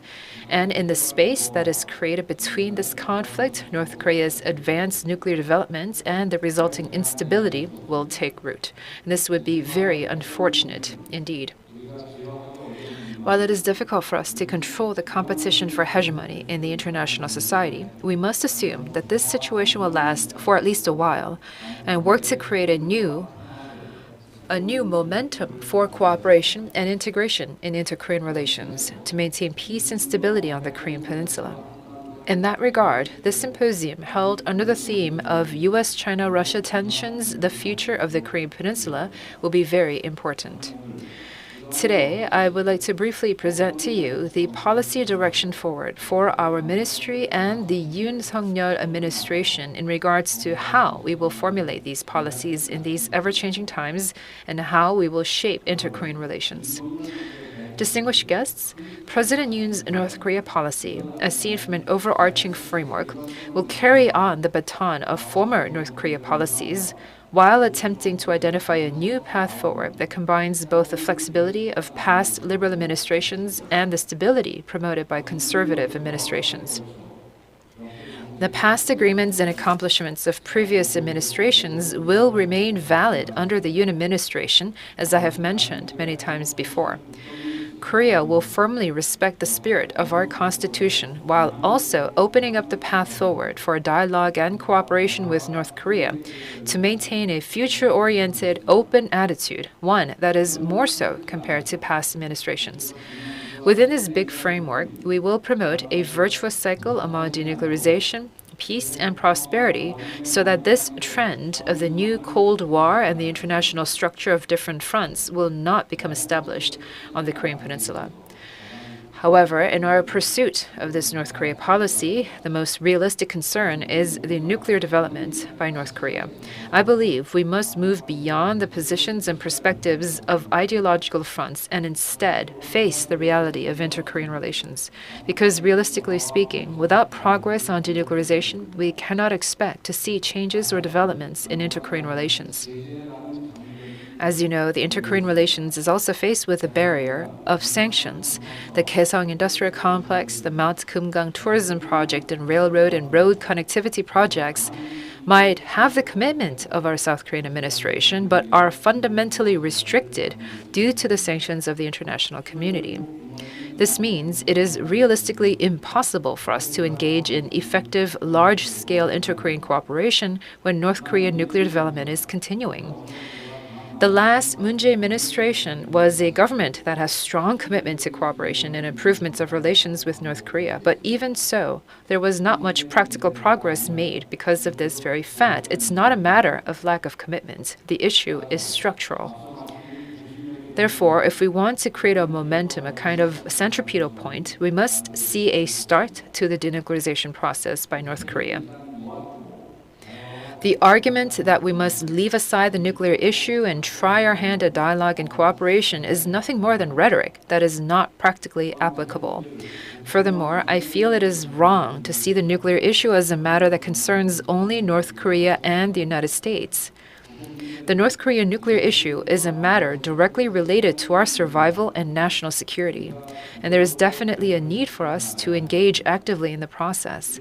For this, the Yoon administration has announced the initiative for an audacious plan. This plan will include how we will begin dialogue for denuclearization with North Korea, on how we will achieve full denuclearization and establish peace on the Korean Peninsula, how we will proceed by building trust between the two Koreas, and ultimately how we will enter into the era of co-prosperity. We will look to how past agreements were not kept and why they were not kept, and why North Korea insisted on developing nuclear weapons despite past joint declarations, to identify the root cause of the problem and seek an alternative. We will coolly admit this difficult situation where we have little room for maneuver, while also creating a foothold for us to turn our audacious plan into reality. Some say that we are effectively demanding denuclearization first from North Korea. And some say that we are trying to resolve this issue in one stroke. I want to make clear today that the administration is adhering to the principle of actual denuclearization, but we will not make any distinctions regarding the sequence. That is to say, if we can create a momentum for a virtuous cycle among denuclearization, improvements of inter-Korean relations, and dialogue, that we will not worry about the sequence and instead approach the issue practically. Furthermore, the audacious plan is not an attempt to solve everything in one stroke. The plan may be audacious, but the start of dialogue and the implementation of the procedures will be taken one step at a time. Ladies and gentlemen, I believe that when it comes to overcoming the ideological front rivalry in the international society today, and when it comes to creating a momentum for peace and cooperation on the Korean Peninsula and Northeast Asia, the most urgent task is to create a space for strategic communication and cooperation between the two Koreas. And as I mentioned earlier, the nuclear issue has to do with our very survival and is a real barrier to cooperation, so it must be dealt with head-on. However, I also don't think we can achieve denuclearization by insisting that we're going to cut off all ties with North Korea unless North Korea completely gives up its nuclear weapons. Our more fundamental objective is to achieve peace and mutual prosperity and a unified Korea on the Korean Peninsula, not denuclearization itself. Rather, we must improve our relations with North Korea and establish trust so that we can create conditions to resume negotiations and resolve the nuclear issue more quickly. The Yoon administration has presented various ideas for cooperation in the fields of culture, history, arts, broadcasting, fine dust, natural disasters, climate crises, and a green détente, as well as in forestry and agriculture. We can begin with these projects and expand them to more sustainable, reciprocal, cooperative projects. The green détente, in particular, can create a space for cross-border cooperation and communication among nations in Northeast Asia on non-traditional security matters, not just for the two Koreas. In achieving this level of cooperation, the most difficult challenge is how to engage in communication and cooperation with North Korea while at the same time deterring North Korea's nuclear development and achieving denuclearization. I think that there are three things we must do to establish a framework for trust. First, within South Korea, we must resolve our conflict between ideological fronts and create a framework for bipartisan trust and cooperation.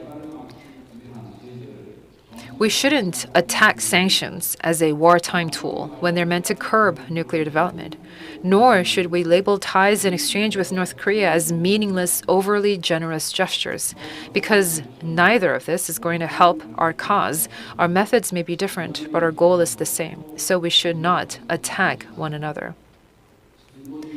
The progressive cause must respect the principles of conservatives, and the conservative factions must recognize the flexibility of the liberals. North Korea has been run by a single regime for a long time, while in Korea we have successive democratic regimes, one after the other, which might make things difficult. But the only way out of this is to have bipartisan North Korea policy that does not waver. If we look at inter-Korean cooperative projects, there are various levels and kinds of projects, including human-to-human exchange, joint research and studies, and equipment cooperation. We should try to see which project done at which level can promote ties while not undermining North Korean denuclearization. And this can only be done if we embrace a bipartisan approach. Only when we maintain a bipartisan North Korea policy can we promote inter-Korean relations and better political climate on the Korean Peninsula from the perspective of our national interests. I believe we must keep to our principles while maintaining a practical and flexible attitude as we overcome ideological lines and have communication and cooperation while achieving bipartisan consensus on North Korea policy. Second, we must create consensus and trust from the international community on inter-Korean cooperation. The international community has agreed on strong sanctions against North Korea for nuclear development. So, if there is no trust or support for our administration's stance on liberalism, then it will be difficult to resume cooperative projects with North Korea. The cooperative North Korea projects we want to pursue should win the trust of the international community that they will uphold universal values and the international order while contributing to international peace and cooperation and ultimately help the cause for denuclearization. With strong coordination with the United States, if we take a consistent approach, we can create the momentum for a North Korea policy while having consistent communication and cooperation with China so that we can move North Korea. I believe that if we can have international consensus, we can even begin infrastructure projects which will lay the groundwork for North Korean development. In the mid to long term, we might be able to have cooperation with North Korea on the non-commercial and not-for-profit infrastructure projects that are defined under Article 18 of UN Sanctions Resolution 2375, and through this expand our space for strategic cooperation and communication. The Yoon administration will promote a strong North Korea policy based on the trust, support, and cooperation of the international community. Lastly, we must guarantee the trust of the North Korea regime. There were many reasons why the prior administration's North Korea policy lost steam towards the end, but I believe one of the reasons was the attempt to achieve short-term results. We didn't have domestic consensus at the time, and there was a lack of international trust, which led to failed promises within the blueprint that we presented to North Korea, and this has led to a worsening of relations with the North. I believe that promoting a North Korea policy that can win the trust of the North Korean regime is desirable for many reasons. Because of the difficulties posed by the international sanctions, we must be able to hold our ground when it comes to North Korea, while also making promises that are realistic and that are not empty. If our small promises can be fulfilled, then the North Korean regime will start to trust us and take those steps necessary towards change. Right now, North Korea is refusing dialogue and repeating provocations, but North Korea will not be able to achieve anything by this. If they think that they are building leverage and creating favorable conditions, they are gravely mistaken. Their strategic choices will not be realized and instead only lead to stronger sanctions and deterrence, so North Korea will only be forced to take the long way around. The Yoon administration will be different from past administrations, and I myself will take an even more different approach towards the North Korean regime. I will not be caught up in the mindset of having some sort of outcome, and instead I will engage in a practical, flexible dialogue with a sense of accountability. I once again urge North Korea to come to the dialogue table. Ladies and gentlemen, Korea has achieved economic growth to become one of the 10 biggest economies in the world. After suffering years of colonialism and multiple wars, we have also achieved a sophisticated level of democracy. We are witnessing a new world order, and this means that the international community has more expectations for us. And we have more of a responsibility to answer to this. We must play a bigger role as a global leader, and to that end, peace and stability and unification of the Korean Peninsula are very important. The Yoon administration hopes to improve inter-Korean relations and establish sustainable peace on the Korean Peninsula and will spare no effort to that end. Even if the going gets tough, we will stick to the principles, and we're going to work so that inter-Korean relations and the international order can be one of mutual growth and development. This challenge is very serious and very burdensome, and in the midst of the race for hegemony among the U.S., China, and Russia, I feel that the future direction for the Korean Peninsula is more clear. We must achieve virtuous cycle for denuclearization, peace, and prosperity for inter-Korean relations, while also take the next step forward, steps that are solid, strong, and irreversible. I hope that experts here from both home and abroad today can provide insight on denuclearization, peace, and prosperity for the Korean Peninsula, and ask you to stay committed and continue to support our government's efforts. And your insight will provide us with a direction forward for North Korea policy. Thank you. Thank you very much, Minister Kwon Young-se, for his keynote presentation. Once again, a big round of applause. Now we will have a short 10-minute break, and session 2 will begin shortly. Thank you.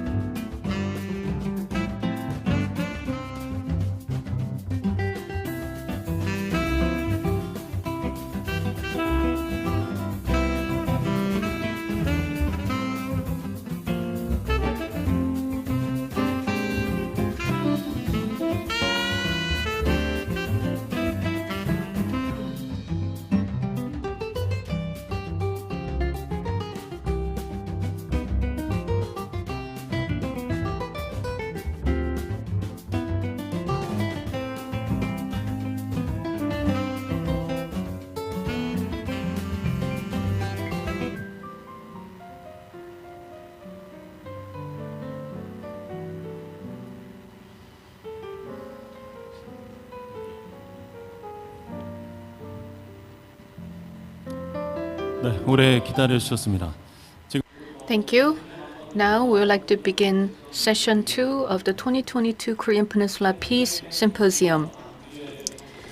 The theme of this session is Northeast Asia at the core of the typhoon and choices for Korea. The session will be moderated by Professor Kim Byung-yeon.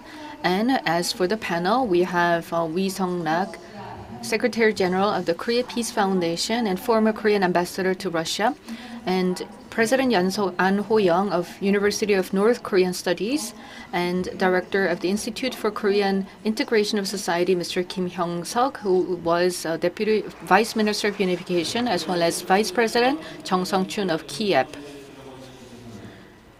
Professor Kim Byung-yeon served as a member of the advisory committees for the Korean government and also served as a member of the operational committee of the International Society for Political Studies. Now, I'd like to invite Professor Kim Byung-yeon for his moderation.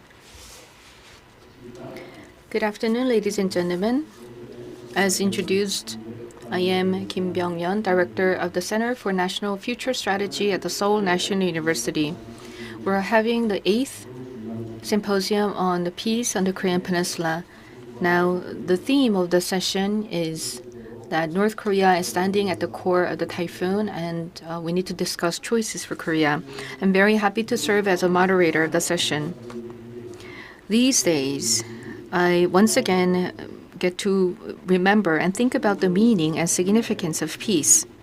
Korea is struggling with four layers of challenges: geopolitical challenges, healthcare challenges, economic challenges, and challenges with respect to North Korea.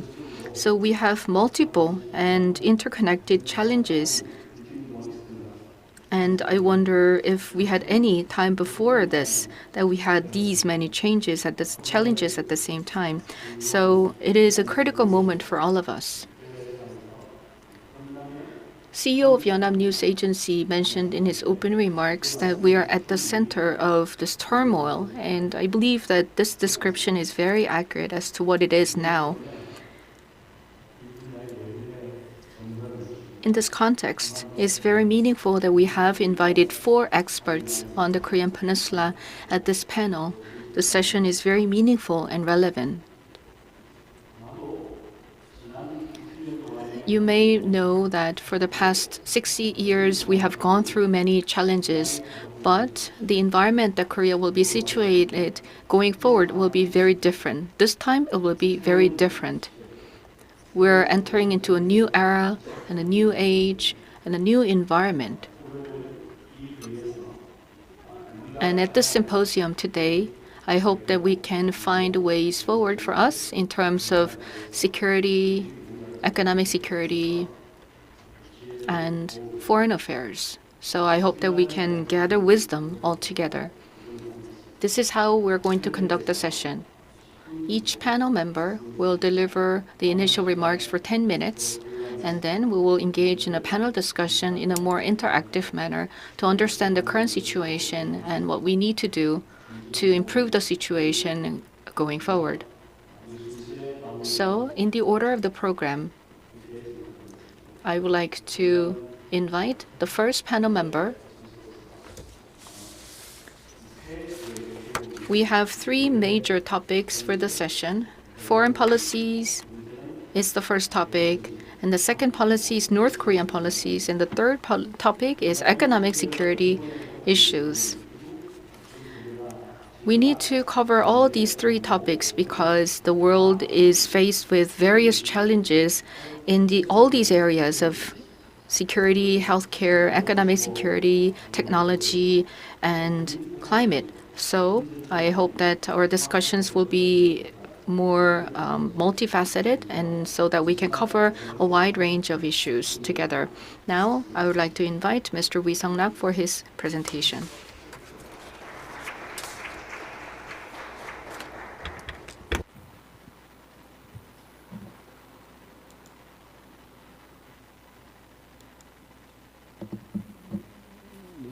스크립트가 I wonder if I will be able to see the script on the screen.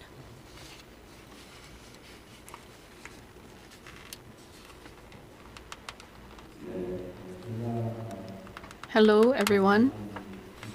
What I'm going to be discussing in my presentation is diplomatic and security environment of the new administration and the challenges. I'd like to first discuss the external environment of the Korean Peninsula that we experienced for the past couple of years. First of all, we need to pay attention to the confrontational attitude of North Korea. North Korea has been demanding changes of the U.S. positions and has been refusing to engage in dialogue and has been accelerating provocations. And as a result, tensions are rising on the Korean Peninsula. And this has been the trend since the collapse of the Hanoi talk. Secondly, we need to take a look at the intensifying competition between the U.S. and China, which gives little room for Korea to maneuver. Furthermore, the rivalry between the U.S. and China is having a negative impact on dealing with North Korean nuclear and missile issues. Now, the UN Security Council is not able to do anything in response to North Korea's missile provocations because of conflicts between the U.S. and China. Third, we need to understand the intensifying confrontation between the U.S. and Russia over Ukraine. Russia is faced with the toughest international sanctions ever. Confrontations between the U.S. and Russia and competition between the U.S. and China are causing Russia and China to join hands together. Korea is on the part of the international community imposing sanctions on Russia, and North Korea is supporting Russia actively. Therefore, in dealing with the Korean Peninsula issues, it is very difficult for Korea to get support from Russia.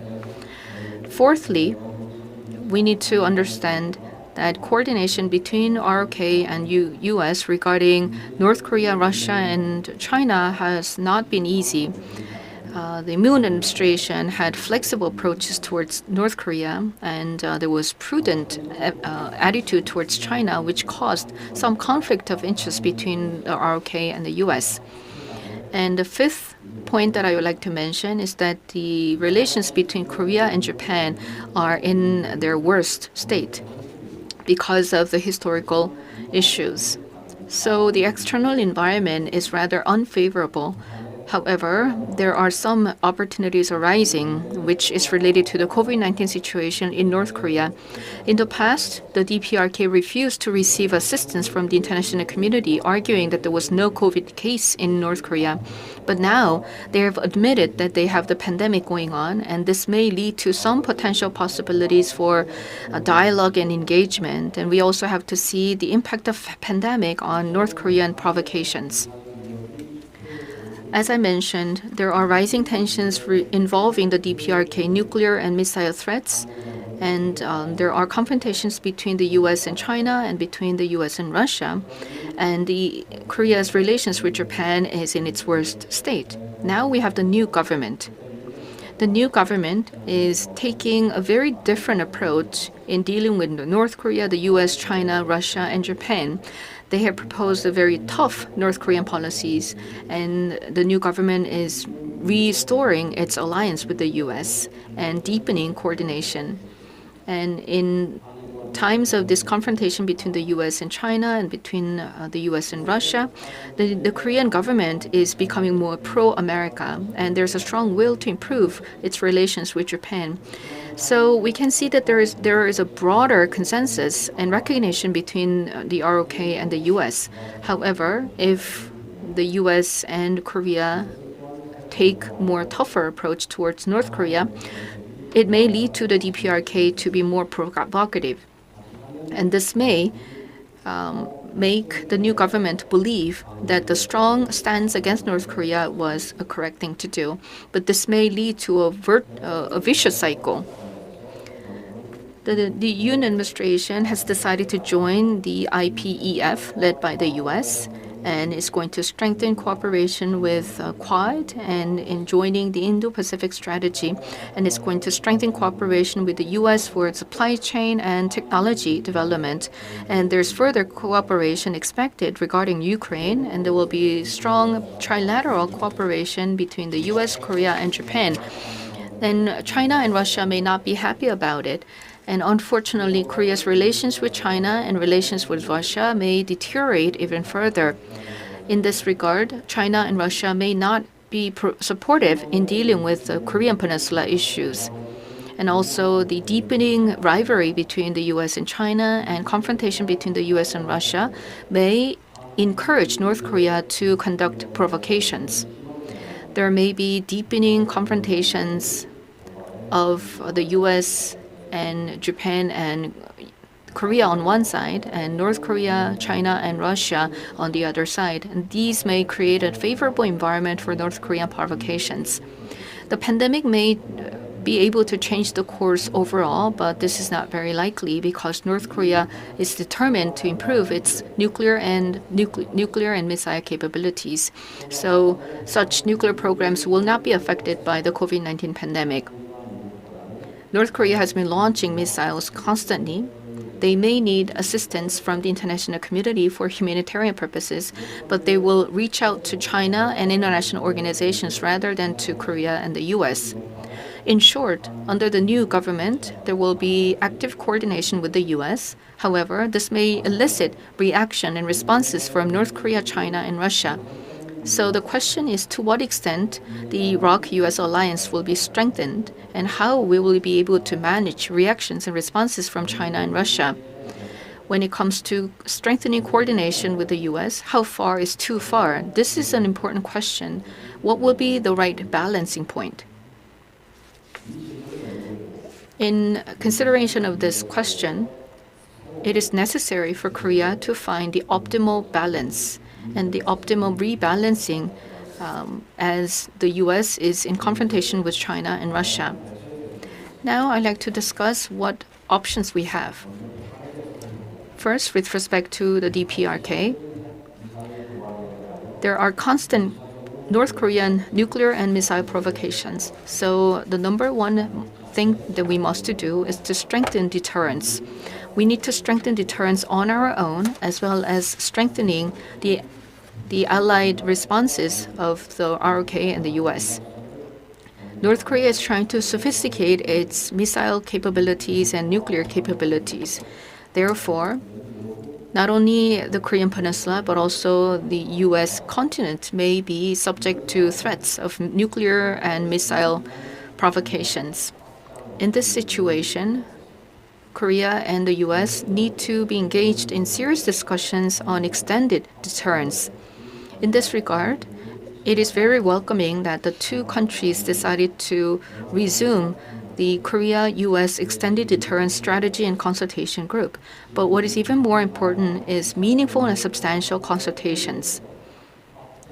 Now, North Korea is trying to create a gap between Korea and the U.S. with respect to nuclear and missile deterrence capabilities. Therefore, it is crucial that the ROK and the U.S. deliver a reassuring message to the Korean people and also to Korea to North Korea that there is strong deterrence commitment. Also, while Korea takes a tougher stance against North Korea, we also need to remember that such tough stance will not lead to a vicious cycle. It means that we need to apply both flexible or softer and tougher stance in a balanced manner. While we continue to strengthen our deterrence capabilities, we also have to provide a room for North Korea to engage in diplomatic engagement. We need to open doors for dialogue. We also need to engage in cooperation and consultation for humanitarian and non-political issues. And we also need to explore ways to promote dialogue among the militaries to build trust and also to alleviate tension.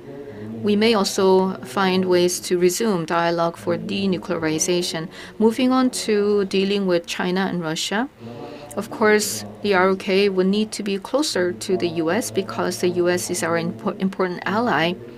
However, we also need to be mindful of the practical situations where China and Russia have influence over North Korean issues. Therefore, we have complementary relations and partnership relations with China and Russia. So we need to manage our relations with them as well. So we need to continue to engage in cooperation with China and Russia while we strengthen our alliance with the U.S.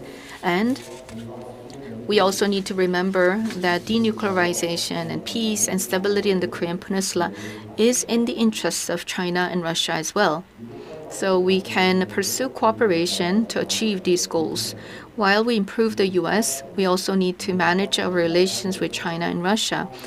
Therefore, it is important for Korea to set a clear mark for its position when we move between the U.S. and Russia and between the U.S. and China. If we do not have a set position, then we may tend to lean toward one side too much, or we may fluctuate in terms of our position depending on issues. But if we have our own clear stance and position, then we will be able to find the appropriate rebalancing point and hedging strategies when we are sandwiched between the U.S. and Russia and between the U.S. and China. It is not about choosing one side over the other, but it is about defining our own position and be more consistent and persistent and predictable in conducting our foreign policies between the U.S., China, and Russia so that our consistent policies can be understood by these countries. Under the new government, the ROK-U.S. alliance will be deepened, but this may lead to negative responses from North Korea, China, and Russia. And in this environment, we need to strengthen deterrence against North Korea and pursue denuclearization and peace, and at the same time have to find ways to coexist peacefully with China and Russia. These are very challenging tasks. I hope that the new government will respond to these challenges and be more flexible and practical in its foreign policies. And this is the end of my presentation. Thank you. 네. Thank you very much for Ambassador Lee for your remarks. He's talked about how we have to face the pragmatic reality, and he is known for his excellent pursuit of diplomatic strategy. Thank you very much for providing us with informative and very reasonable outlook for our policy proposals. Next, we'd like to hear from An Ho-young, the president of the University of North Korean Studies.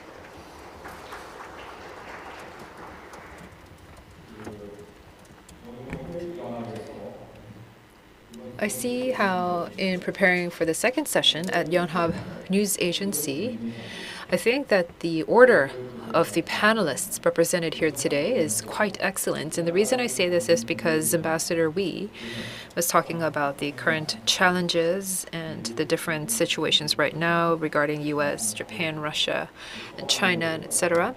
And he has provided an overall comprehensive outlook of the events right now, which is why, on that basis, I'm going to focus in one particular region, by which I mean chorus relations. And in discussing the chorus relations to you, I would like to say that I'm going to focus my talks on those areas that Ambassador Wee has not talked about, by which I mean values. I believe that the chorus alliance should be discussed within the framework of values. That's very important. And for the values, of course, these are liberal democracy, market economy, human rights, and the rule of law. Because without these values, I don't think that we can discuss chorus relations. And this relationship between the two countries is very specific to those two countries. That is different from our relations with other major nations. And this is very characteristic of our ties with the U.S. And in that perspective, over the past 70 years, when it comes to ROK diplomatic and foreign affairs relationships, there were three major changes. The first change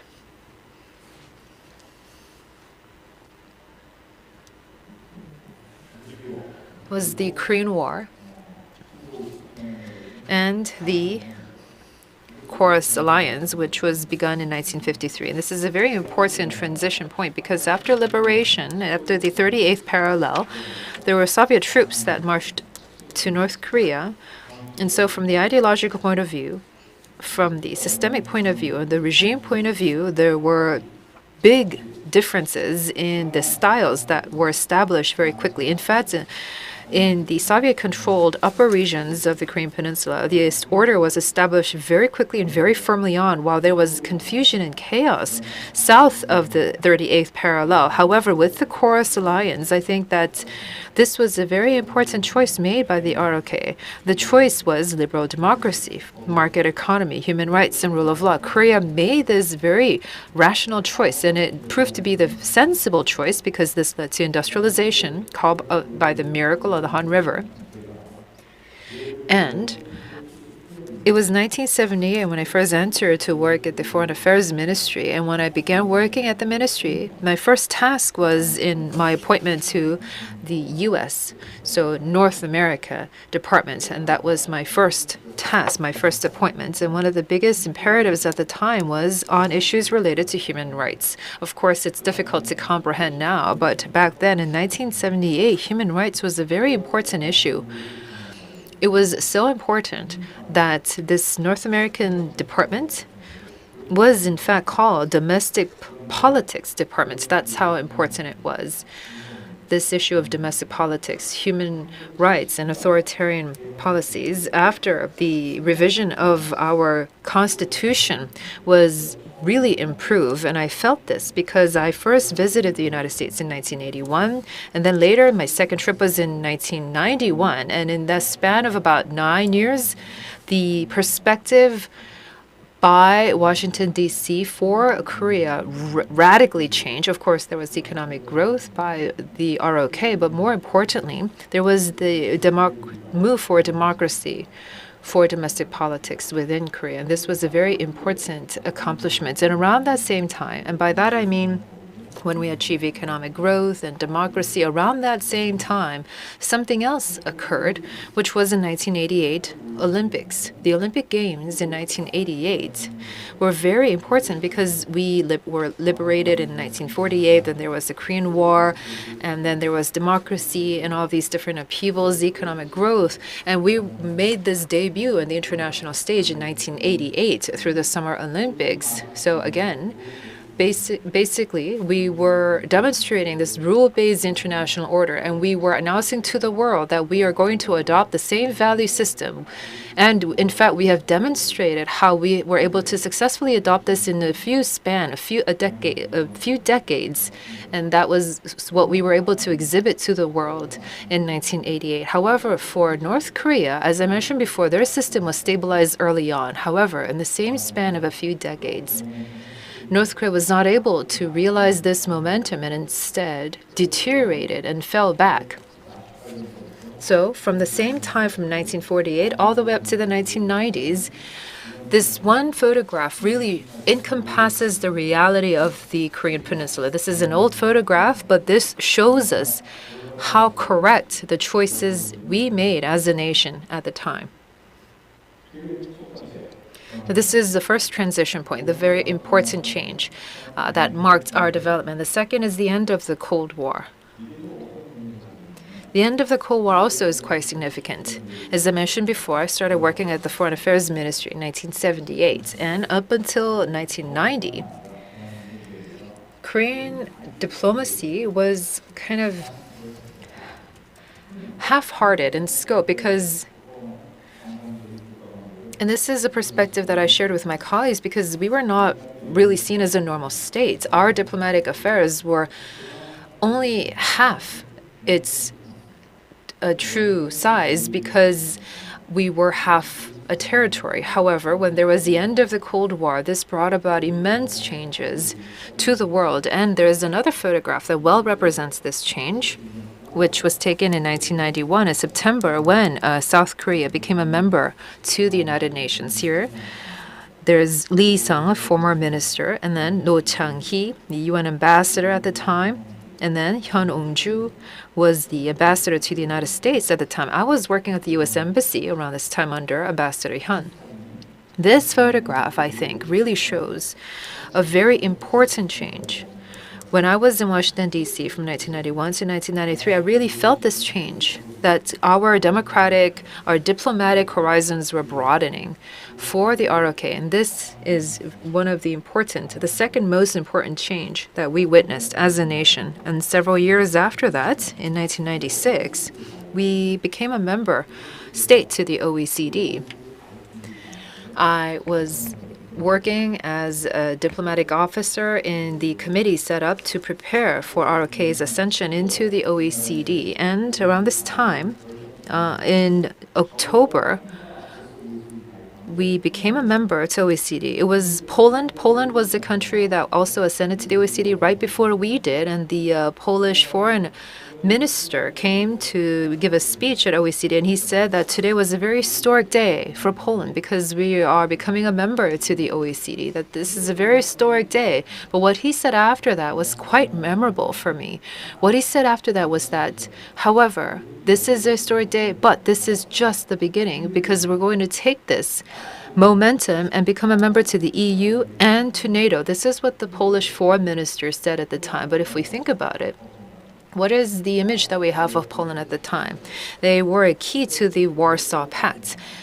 And it wasn't just Poland. All of the countries that were part of the Warsaw Pact, they left the Warsaw Pact. And what did they do? They all became signatories to EU and later became members to NATO. And this shows us that the end of the Cold War was a way for us to broaden our diplomatic horizons, but also it enabled our national development.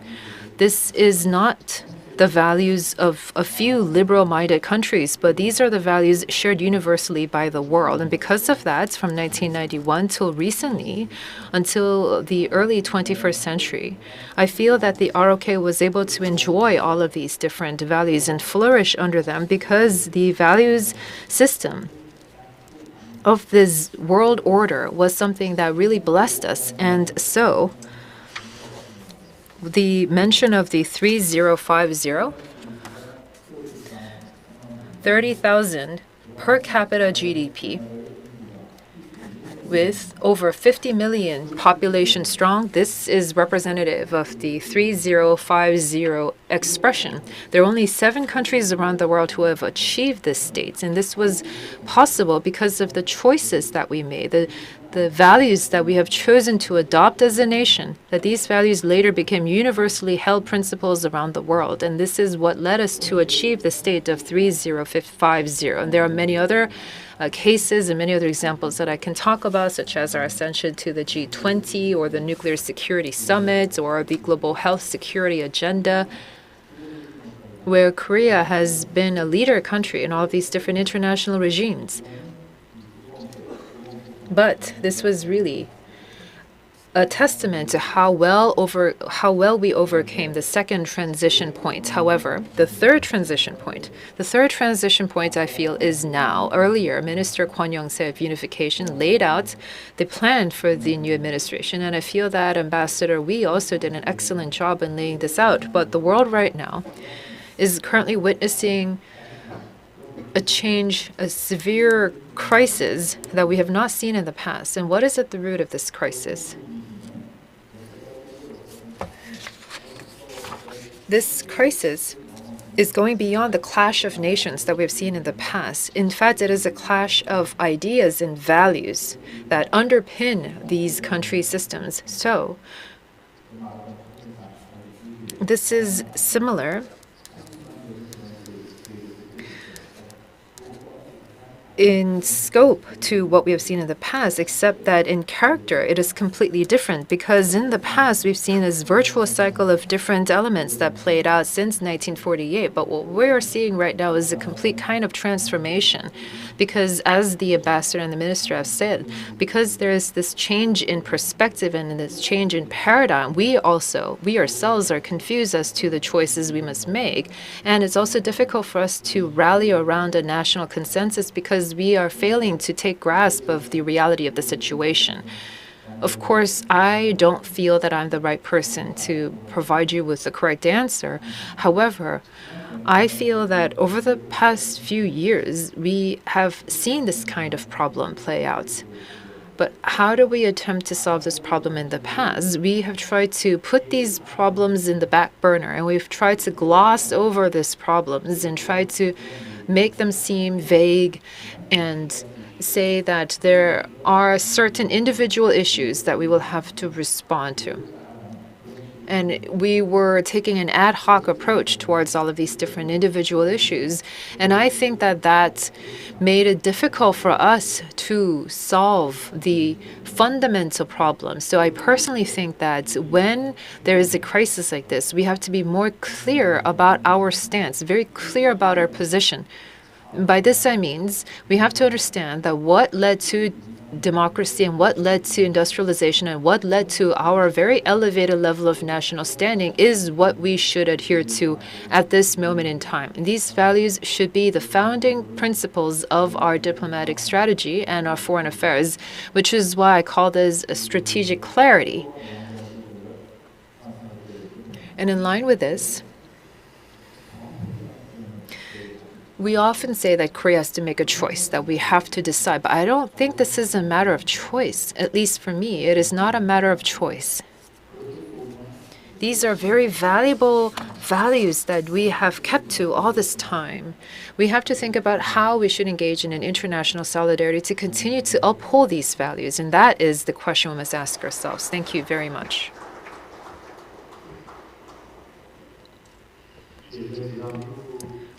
I remember when I went on a work trip to the U.S., he was serving as the U.S. ambassador for the ROK.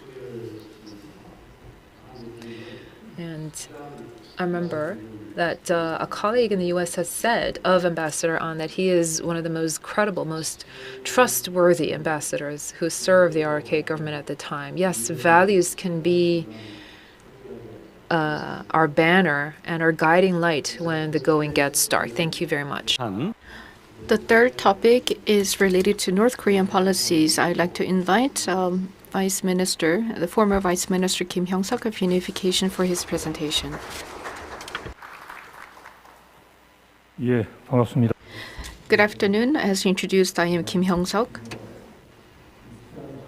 I would first like to express my gratitude and also congratulations on the 2022 Korean Peninsula Peace Symposium. I'm very honored to be given this opportunity to share with you my thoughts. I prepared presentation slides, and this is the title of my presentation. It is about shifting a paradigm of unification and eliciting changes in North Korea. And I titled my presentation like this because there are many challenging circumstances surrounding the Korean Peninsula, but we have been making efforts for a very long time which have led to little outcome. Then this really means that we need to revisit our existing paradigm and pursue a shift in the paradigm towards unification. In addition, many external factors are influencing North Korea and the Korean Peninsula, but the key here is the situation in North Korea. Only when North Korea changes, we may expect positive changes on the Korean Peninsula. And that is why I've titled my presentation as this, a paradigm shift for unification and eliciting changes in North Korea. In my presentation, I would first like to review the past 10 years of Kim Jong-un regime and the recent situation in North Korea in order to discuss why we need a paradigm shift in our pursuit of unification. Secondly, I'd like to discuss the specific content of the new paradigm for unification, including nuclear-related challenges and what positions do we need to take in responding to these emerging challenges. And finally, I would like to discuss what changes we need to be able to see in North Korea and what we can do to elicit such changes in the DPRK as we are trying to improve the situation on the Korean Peninsula. Now, let's take a look at the past 10 years of Kim Jong-un regime. As you may know, this year marks the 10th anniversary of Chairman Kim Jong-un's succession to power. As you know, Kim Jong-un is ruling its country based on his blood and his legitimacy. And there's no one in North Korea that could challenge the power of Kim Jong-un. And Chairman Kim studied in Switzerland, so he has longing and desire for prosperous life of the West. But still, because of the international sanctions and diplomatic isolation of North Korea due to its nuclear programs, Chairman Kim's desire for prosperity has been hindered. Now, let's take a look at the current situation in North Korea. With the inauguration of the Biden administration, the values-based alliance has made North Korea's stance more rigid, and there's not much room for the DPRK. Now, the DPRK is taking a very hostile approach towards the U.S., and the war in Ukraine is placing North Korea together with other communist countries, and is leading to a strengthening of the military forces. And now North Korea is using its nuclear programs to make threats, is trying to make changes. So it is not very likely for us to see any substantial changes in the DPRK. Now let's evaluate the past North Korean policies. When you consider these characteristics of North Korea, you can see that we have made constant efforts to improve the situation on the Korean Peninsula for the past 7 decades, but nothing has changed fundamentally. And also, you can see that there have been many ups and downs on the Korean Peninsula, but these ups and downs were mainly initiated and controlled by the U.S., by the DPRK. You may remember that reunion of the separated families was a bargaining card that the DPRK used to turn around the situation. There were many hopes and expectations about positive changes in North Korea.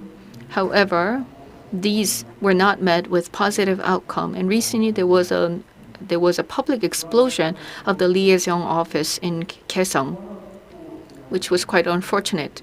And the first and the second summit meetings in the 2000s and the inter-Korean summit meetings were held, and we were quite inspired and encouraged by these summit meetings. These were summit-level discussions between the two Koreas. But we learned the lesson that such summit-level discussions would not be sufficient to bring about fundamental changes.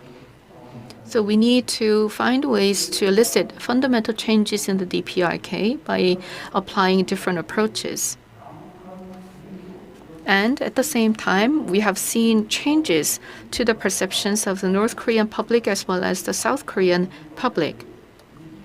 Now, there are new changes and new perceptions among the public in both North Korea and South Korea. Let's first take a look at the situation in South Korea. When you take a look at the survey result, 46.7% of the respondents in South Korea say that we need unification for economic growth. What this means is that the existing rationale for unification that we used to have in the past is no longer valid. Now people are asking for unification. They are hoping for unification for practical and economic reasons. And also in the case of North Korea, as you can see in the photo on the right-hand side, Chairman Kim was born in 1984, and under this young leadership,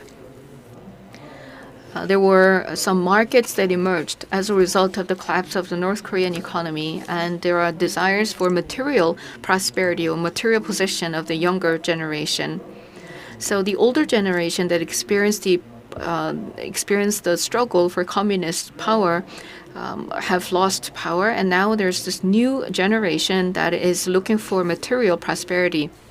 So given these changes of the general public in the two Koreas, I believe that we need to take a different approach and adopt a paradigm shift. And I believe that such fundamental changes have already begun. When it comes to a paradigm shift for unification, we need to move away from a unification paradigm based on ideologies and nationalism, but rather we need to adopt a paradigm based on practical benefits. As in the case of Korea's relations with Vietnam and China, we can apply a same approach to our relations with the DPRK.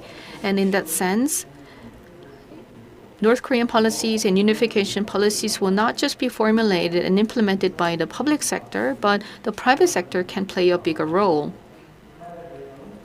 And in responding to North Korea, we would not take into account the uniqueness of the regime, but rather apply international standards and international norm to dealing with North Korea.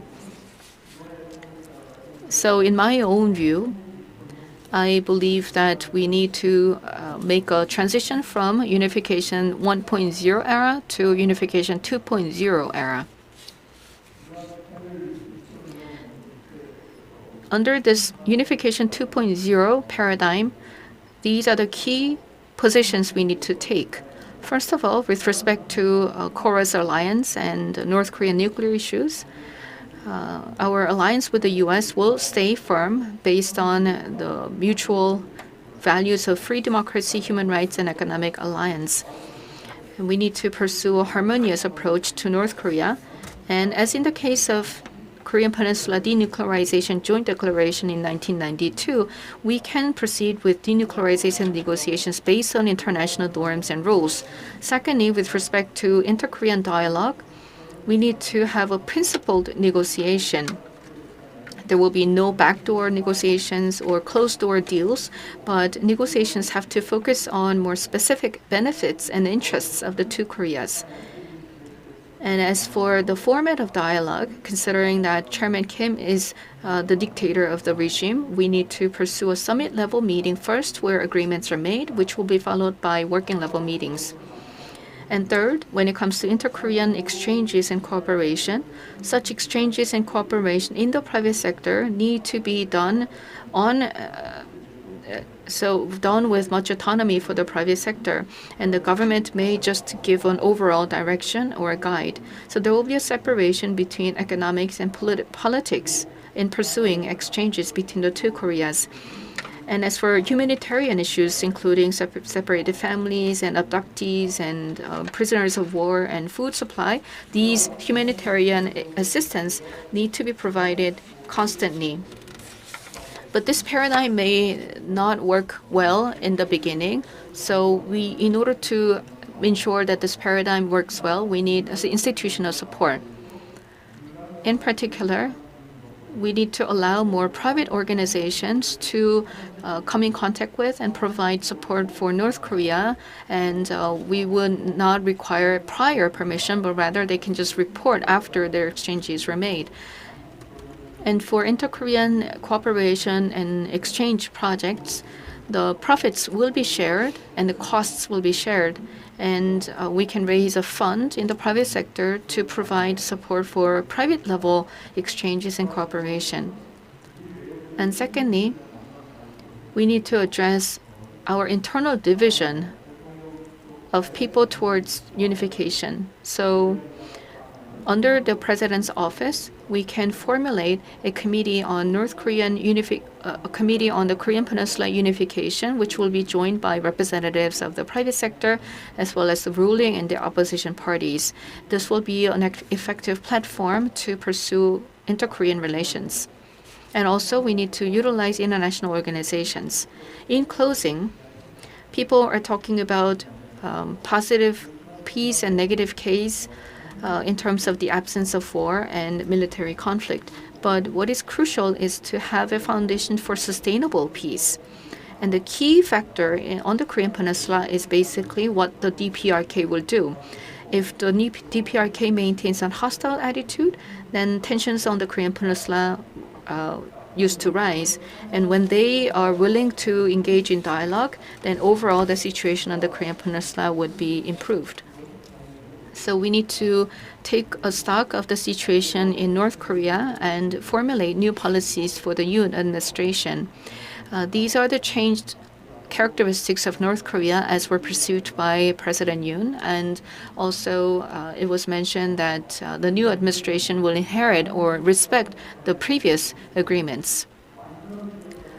First of all, the Yoon administration understands that North Korea will not threaten peace in Northeast Asia and in the world, and is willing to pursue complete denuclearization. And we expect North Korea to become more of a normal country that will abide by international rules and cooperate with the international society, and North Korea be a partner for economic prosperity on the Korean Peninsula. We have made efforts for the past 77 years. The Korean Peninsula was separated or divided right after the liberation in 1945. So many efforts were made, but in eliciting changes in North Korea were not easy. But just as water would boil when it reaches 100 degrees Celsius, I believe that we are reaching a critical point when fundamental changes can take place in the DPRK. So we need to be optimistic, and we need to be patient, and we need to be persistent in carrying out our North Korean policies. And to do so, we need to stay positive and stay optimistic, but at the same time, we need to be practical and reasonable. So our practical and reasonable approaches are needed. So then we may also be able to take into account that Chairman Kim was born in 1984, wishes to create a rich and prosperous state. And we may also facilitate private sector exchanges between the two Koreas to further encourage opening up and reform in Korea, in North Korea. There may be new elements of market economy introduced in the DPRK, and the younger generation in North Korea who were born in the 90s and 80s may open up for their country. So thank you for your attention. Thank you very much, former Vice Minister Kim Hyung-suk of Unification, for his presentation. In June 2016, he served as Vice Minister of Unification, and on his inauguration, he mentioned about universal and reasonable principles, and he included many important values and principles in his speech. Lastly, we'd like to hear from Jung Sang-chun, who is the Vice President of the Korean Institute for International Economic Policy, or KIEP, who is going to focus on economic policy.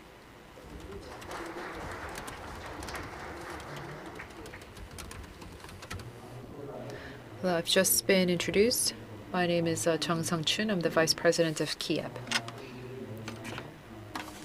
Today, I would like to talk about the strategic rivalry between the U.S. and China and the resulting economic security strategies that Korea should pursue.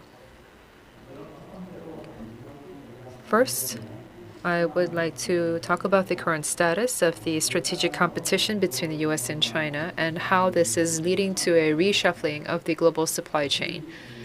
And then I would like to discuss the IPEF, which was launched recently under the leadership of the United States, Indo-Pacific Economic Framework,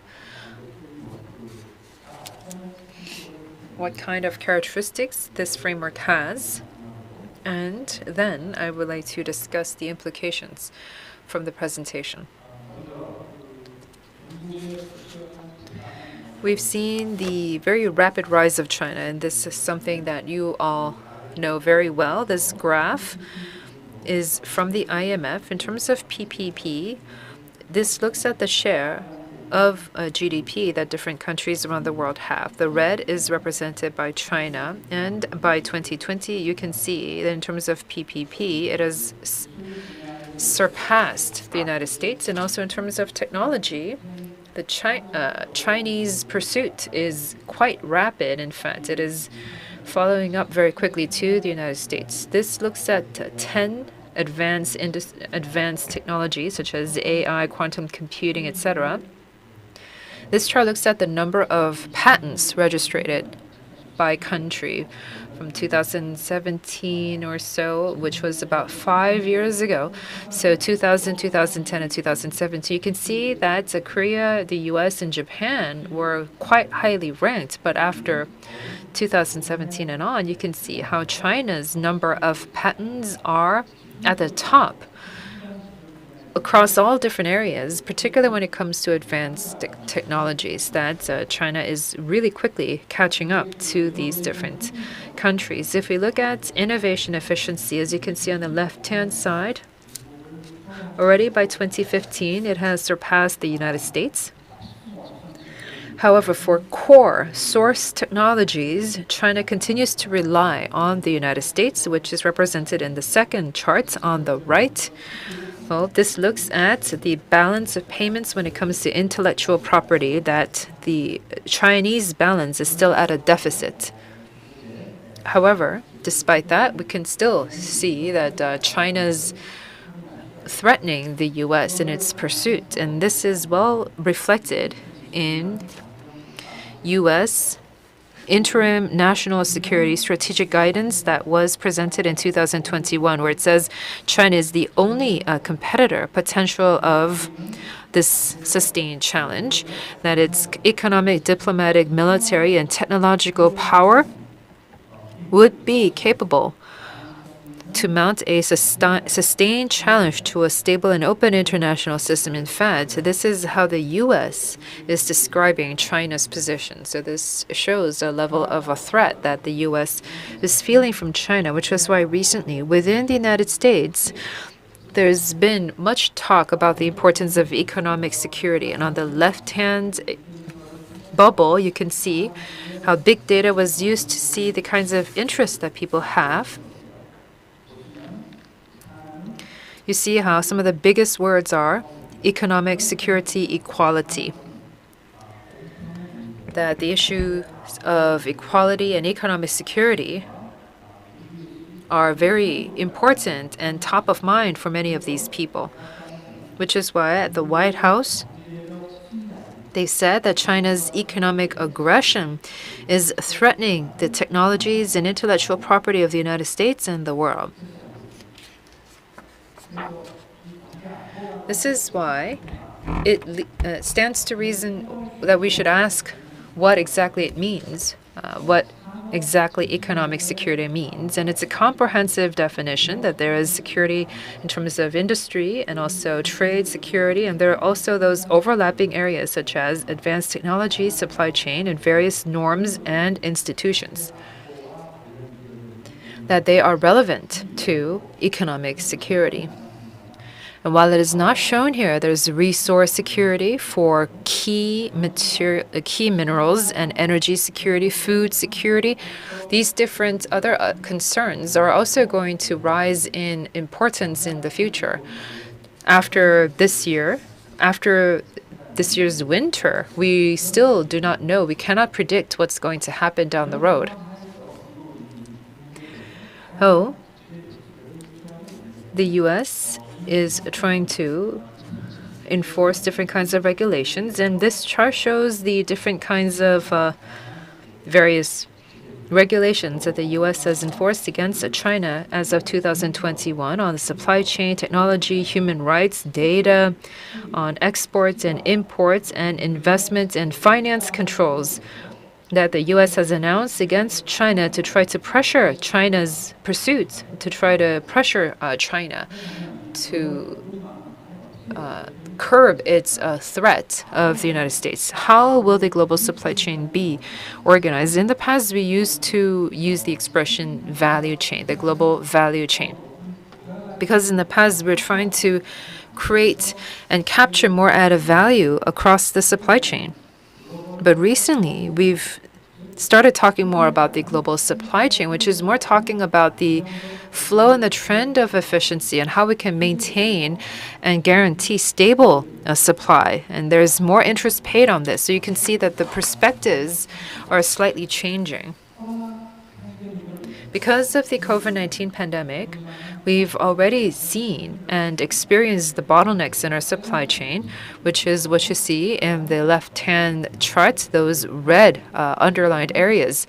So, for example, the shortage of trucks drivers, or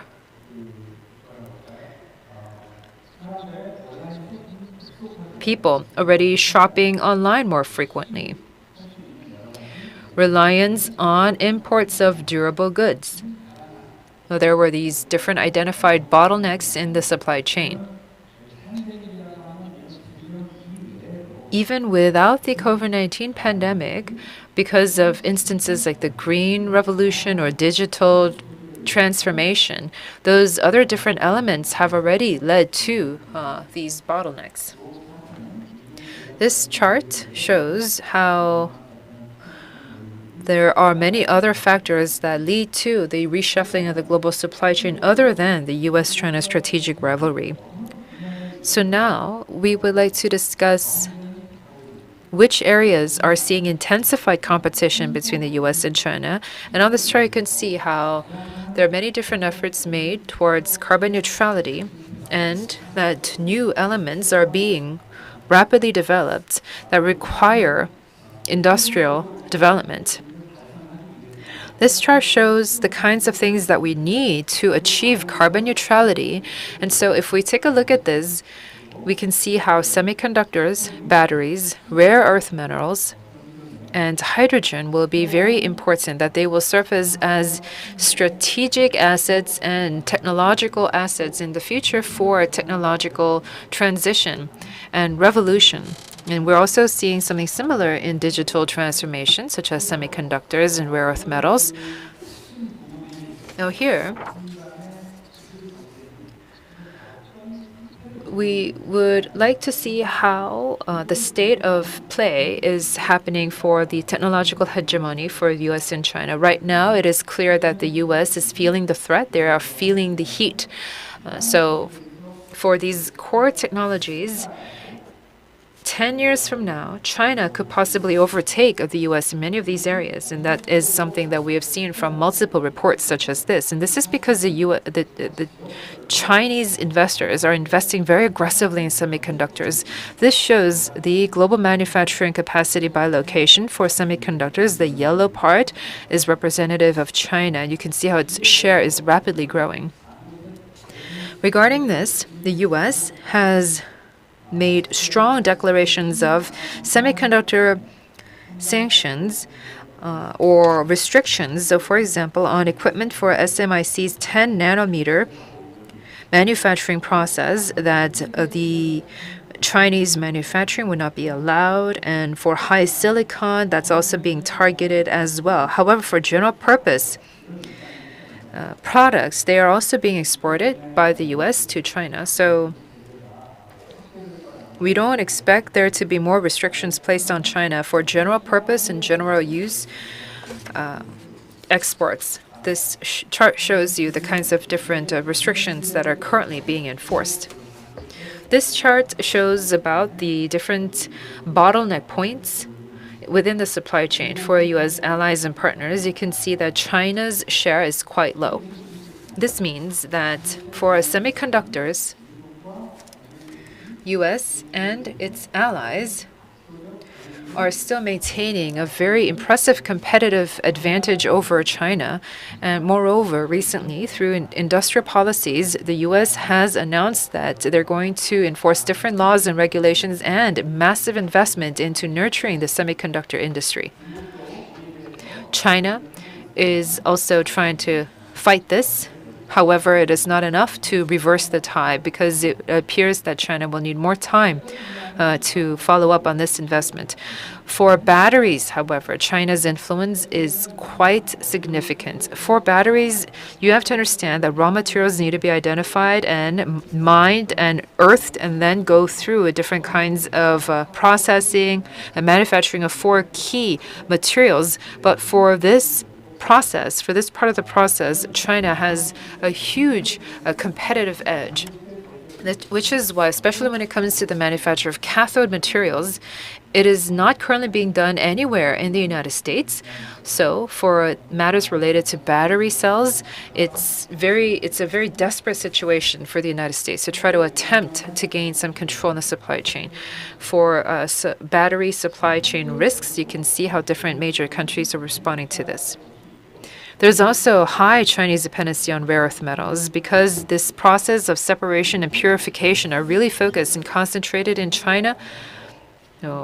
Typically, the rare earth metals are sent to China where they're separated and purified, and then they are imported to the U.S. So recently we've seen that 80% of the rare earth metals are being re-imported. So again, they are exported by China to the United States. So this means that for rare earth metals, U.S. dependency on China is quite significant.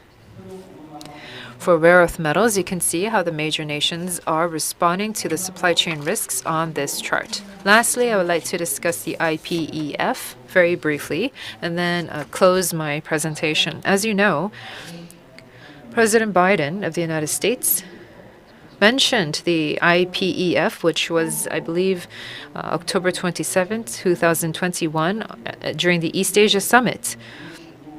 And since then, the U.S. State Department, USTR, and the Commerce Department discussed the IPEF or IPEF, about the importance of IPEF. They have consistently discussed the IPEF, and President Biden of the United States, when he visited South Korea and Japan, they officially launched IPEF. And now there are 14 countries, including Fiji, that are participating in the IPEF. This is currently right now the most important and foremost regional security and economic framework for the United States. No? The U.S. is seeing the Indo-Pacific area within the framework of its security strategy, that they want to expand this into an economic partnership. For Europe, there's the trade. It's similar to the Trade and Technology Council for Europe, and it's going to be a pivot to Asia 2.0. So it's kind of a return to Asia by the U.S., and particularly many different non-traditional issues are going to be discussed here in the post-pandemic era, such as digital era or supply chain, and post-carbon, different environmental matters are going to be on the agenda as part of IPEF.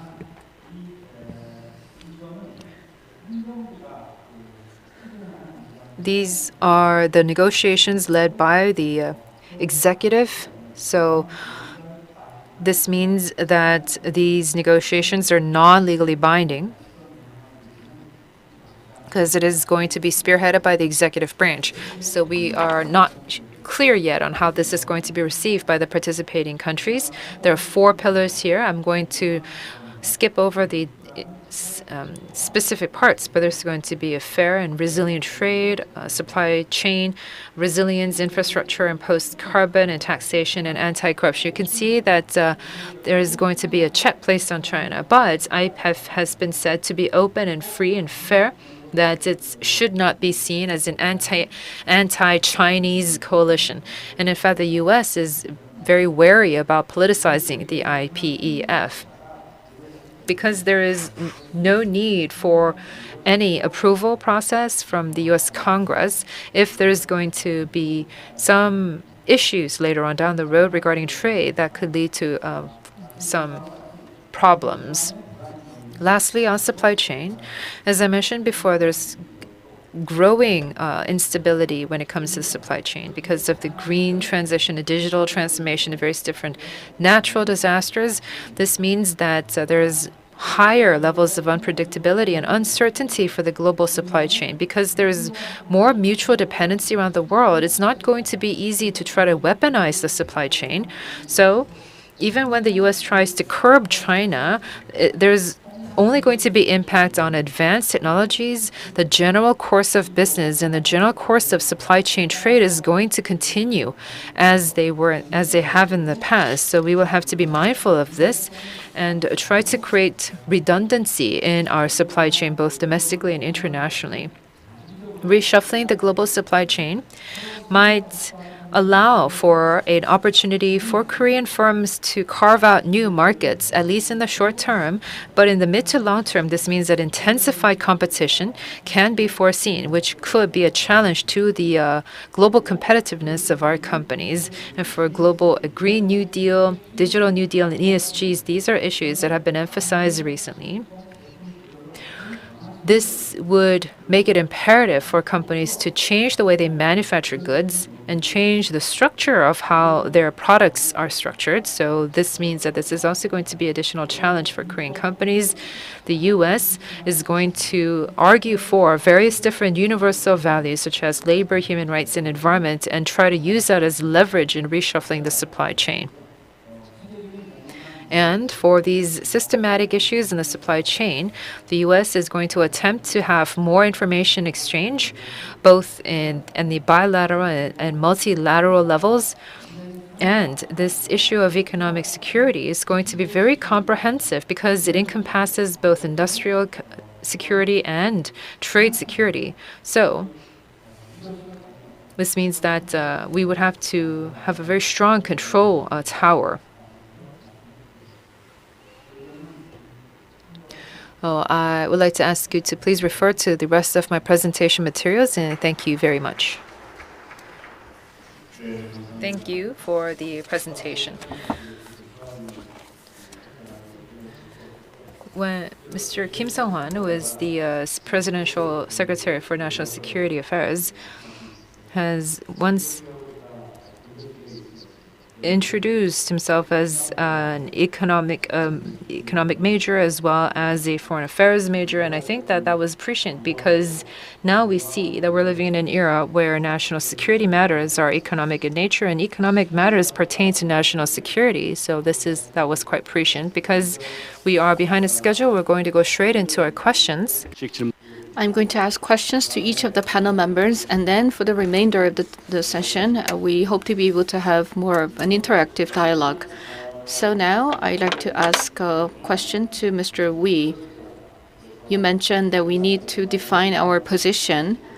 So the 1 o'clock approach, when China points 9 p.m. and the U.S. points to 3 p.m., then we would need to set our direction first before dealing with China and the U.S. And this means that Mr. Wee emphasizes the need for us to have a balance. But before we accumulate more experience, we may go through some transition of confusion. Let's say that the U.S. may not like the fact that Korea is pointing to 1 p.m. because the U.S. is pointing to 3 p.m. And China may not be happy about that either because China is pointing to 9 p.m. while Korea is pointing to 1 p.m. So China may want Korea to be closer to the Chinese stance. So this may create some confusion along the way for some time as part of the transition, but as was mentioned by Mr. An, I'd like to ask for your wisdom. So, to Mr. An, we need to look back on the past and we need to remember the importance of values. That's what you said in your presentation, especially when times are challenging. I think we all agree to the importance of values, but what the public are concerned about is that whenever there is a particular issue, for instance, the prolonged situation in Ukraine is causing many concerns, and maybe the U.S. would ask the ROK to provide offensive weapons. Should we go along with that because we are a military ally, or should we not do so because we also need to think about the position of Russia and other countries? Also about the THAAD deployment issue. Should we have additional THAAD deployment or not? And also in the long run, the Taiwan issue may be very critical and controversial. So for all these issues, how can we maintain our values while pursuing national interests? There may be some conflict between the two. So for specific issues, what approaches do we need to take? That's my question to Mr. An. And now to Mr. Kim. You mentioned that we need to be more practical and inter-Korean cooperation and exchanges need to be led by the private sector. I agree with your point. Now, nuclear issues are very urgent, but we may not have as many effective tools as we would like to have in dealing with North Korean nuclear issues. We are now at this stage 0, which means that North Korea is not even part of the dialogue. And now what can we do to level up the current stage from stage 0 to stage 1. Ambassador, we mentioned that the COVID-19 pandemic may create some room for dialogue and cooperation with North Korea. Do you think so, or do you think the current situation will lead to some positive development, or do we need to wait longer? Now, Mr. Chung mentioned about economic security, and the key here is the IPEF. What will be the future of IPEF? Do you believe that this framework will work well as the U.S. envisioned? Or when it comes to restructuring supply chains, there should be incentives for companies to reorganize their supply chains. What are the motivations or incentives for companies to reorganize their supply chains centered on the U.S.? What is the rationale behind that? What are the incentives for businesses to join in this restructuring of the supply chains? What will be the answers to these companies' questions? Now, I'm going to ask each panel member to respond to these questions in 2 minutes. So, Mr. Wee, you go ahead first. Professor Kim, thank you for your very interesting and important question. When we set our position and our direction, this may lead to some dissatisfaction on the part of the U.S., and nevertheless, China would want to attract Korea closer to China. And as for the background behind the proposition that I made, I did some reflection on the past practices and the past policies. In the past, between China and the U.S., Korea did not have any set position, but we rather we took an issue-by-issue approach. So on some issues, we sided more with the U.S., and on some other issues, we sided with China in the past. I believe that this issue-by-issue approach caused the U.S. and China to put more pressure on Korea to side with them. This year marks the 30th anniversary of diplomatic ties with China. And for the past 3 decades, China believes that it has been successful in attracting Korea closer to China because there were in most cases, China and Korea were aligned in terms of national interests. So China seems to believe that it has been successful in pulling Korea to more of a neutral position to be away from the Iraq-U.S. alliance. But now China feels a little threatened and concerned because the new administration is getting closer to the U.S. So China may try to do something about it to change the status quo. There is no obvious response right now, but Russia is putting pressure on North Korea, and the DPRK is carrying out provocations to put pressure on South Korea. China has not been doing that yet, but it is very likely that China may put pressure on Korea so that there will be some distance created between the ROK and the U.S. So in that sense, North Korea may try to utilize the current situation. So it is my thought, in my opinion, that it is better for Korea to clearly lay out its position given the current situation, given the current reality and the diplomatic objectives. When we lay out a clear position, then we will be able to adjust the expectations of the U.S. and China. So this may be better for us to maintain a certain position rather than being swayed here and there by individual issues. When you take a look at the overall policy direction of the Yoon administration, you can be sure that there will be negative responses from China and the DPRK. These have not been materialized yet, but once again, it is better to have a set position rather than not having any position and taking an issue-by-issue approach. Thank you. Yes, thank you very much, Ambassador An.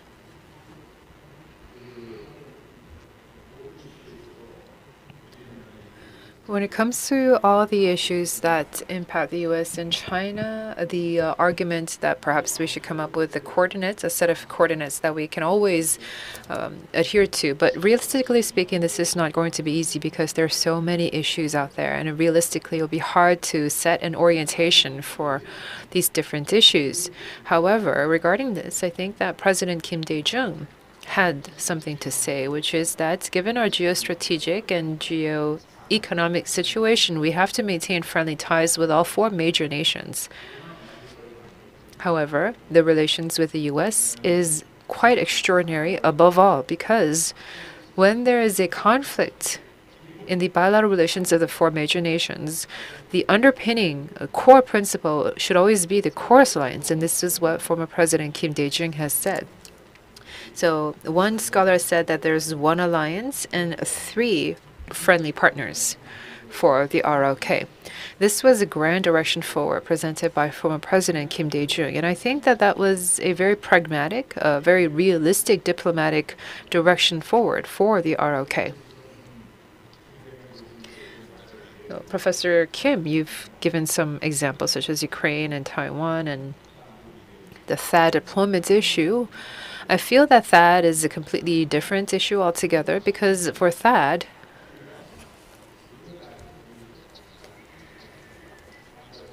that was an issue where we could not leave behind the United States. So even from the very get-go, in my presentation, I mentioned strategic clarity. But if we had been very strategically clear, if we had been very clear in our position, I don't think that we would have had to pay such a huge cost later on. I think that that was unnecessary. But in any case, when it comes to the Ukraine crisis or Taiwan, these are obviously very important realistic concerns. As someone who has worked on diplomatic affairs with the United States, I think that creating a scenario early on what we're going to do when something happens is not very feasible. However, these grand direction when it comes to our relationship with the four major nations, how they're all important, but the Chorus Alliance should be the overarching principle. This direction by DJ is very important. There was the AIIP under President Obama. At the time, it was Park Geun-hye who was president. The AIIP, Asia Infrastructure Investment Bank, the AIIB. So Korea wanted to participate. At the time, the U.S. was a little bit cautious. When that happens, there are two things that we can consider. The first is, at the time, the U.S. was doubtful. If it had been doubtful about the Chorus Alliance, then it would have been very difficult for us to try to persuade why we must participate in the AIIB. Even if that we could do it, even if it could have been successful, the U.S. would have been left with a very bitter aftertaste. However, at the time, the U.S. had no doubts about our commitment to the Chorus Alliance. So when we said something to the United States, they were able to take that at face value without any doubts. And secondly, we don't have to think about going alone because we have been asked to participate in NATO, but we weren't the only ones. Japan and Australia, New Zealand were also invited to attend. It's very comfortable to have other partners working with us. At AIIB, I remember I told the people at Seoul that, okay, there is this situation. First of all, we have to be very clear in our position. And secondly, I think that we should work on this together with Australia, that we should both participate in AIIB together. So that was the advice that I gave to the Seoul bureaus, to the headquarters. The thing that I want to say now is that President Yoon, the administration has been launched. Foreign Minister Park Jin, he is very much interested in words and in rhetoric. And you know that when Biden visited, they went to Samsung Electronics, and Biden said that it was incredible, his words. And lastly, they went to the Strategic Command, if you remember. And when he left, he told President Yoon, "I trust you." I visited the Austin plant of Samsung Electronics. I thought it was incredible. So I don't think that's very particular. However, when a president says to another president that I trust you in a bilateral summit, that I trust you, that I think is quite significant, because now when there is a head of state consensus on this kind of trust, then I think that all the other specific issues could be left aside, because I don't think that we would have to think about each individual issue and try to calibrate our approach to these individual issues, because realistically that is going to be very difficult. Instead, what we must do is try to build very sufficient, consistent levels of trust with the United States, and that's the first step that we must take. Thank you. Now I'd like to invite Mr. Kim for your comments. Yes, North Korean issues are very challenging, very difficult. Now we're at stage 0 and we need to be able to move up our stage. And our ultimate goal is going to stage 5, but we're at the very bottom right now. And to move up these stages, as Mr. An mentioned, means that we need to be based on firm trust with the U.S. and create an environment where North Korea can go all the way up to stage 5, and we need active efforts to create incentives for North Korea to do so. And in the current situation, be it not be a complete denuclearization, even though it is not a complete denuclearization, if North Korea takes some meaningful action, for instance, North Korea may report more transparently about its nuclear activities and also be more willing to engage in denuclearization process, then the Yoon administration may go ahead with this audacious plan to work with North Korea. So it is more practical and visible for us to express our position, and then the ball is in the court of North Korea, and it is up to North Korea to make up its mind and decide to engage with us. And to do so, to induce North Korea to do so, we need to have a clear message. Nuclear missiles of North Korea are not targeting the Republic of Korea. That's not going to work.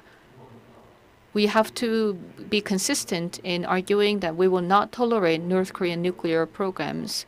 But to resolve the situation, we will engage in dialogue and cooperation. So that is the clear stance and clear message that we need to send consistently, while we need to be more practical and visible.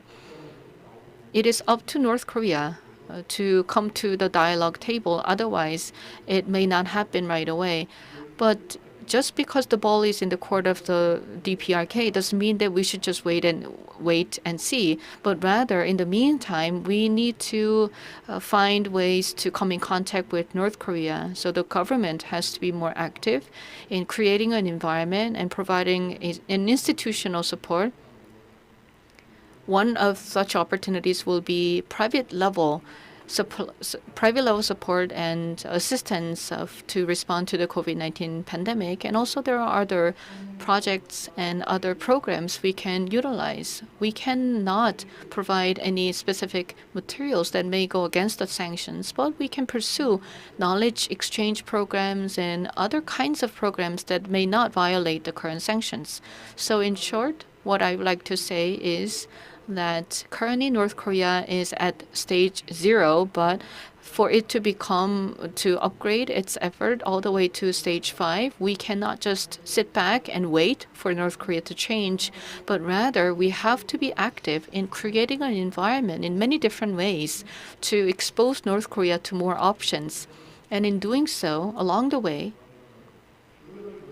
we may finally, let's say there have been 10 different programs, and one of them could be a trigger in triggering North Korea to change its course. So we need to try on multiple fronts based on international collaboration and based on the private sector initiatives. I think we need to be consistent and be patient and try many different things at the same time.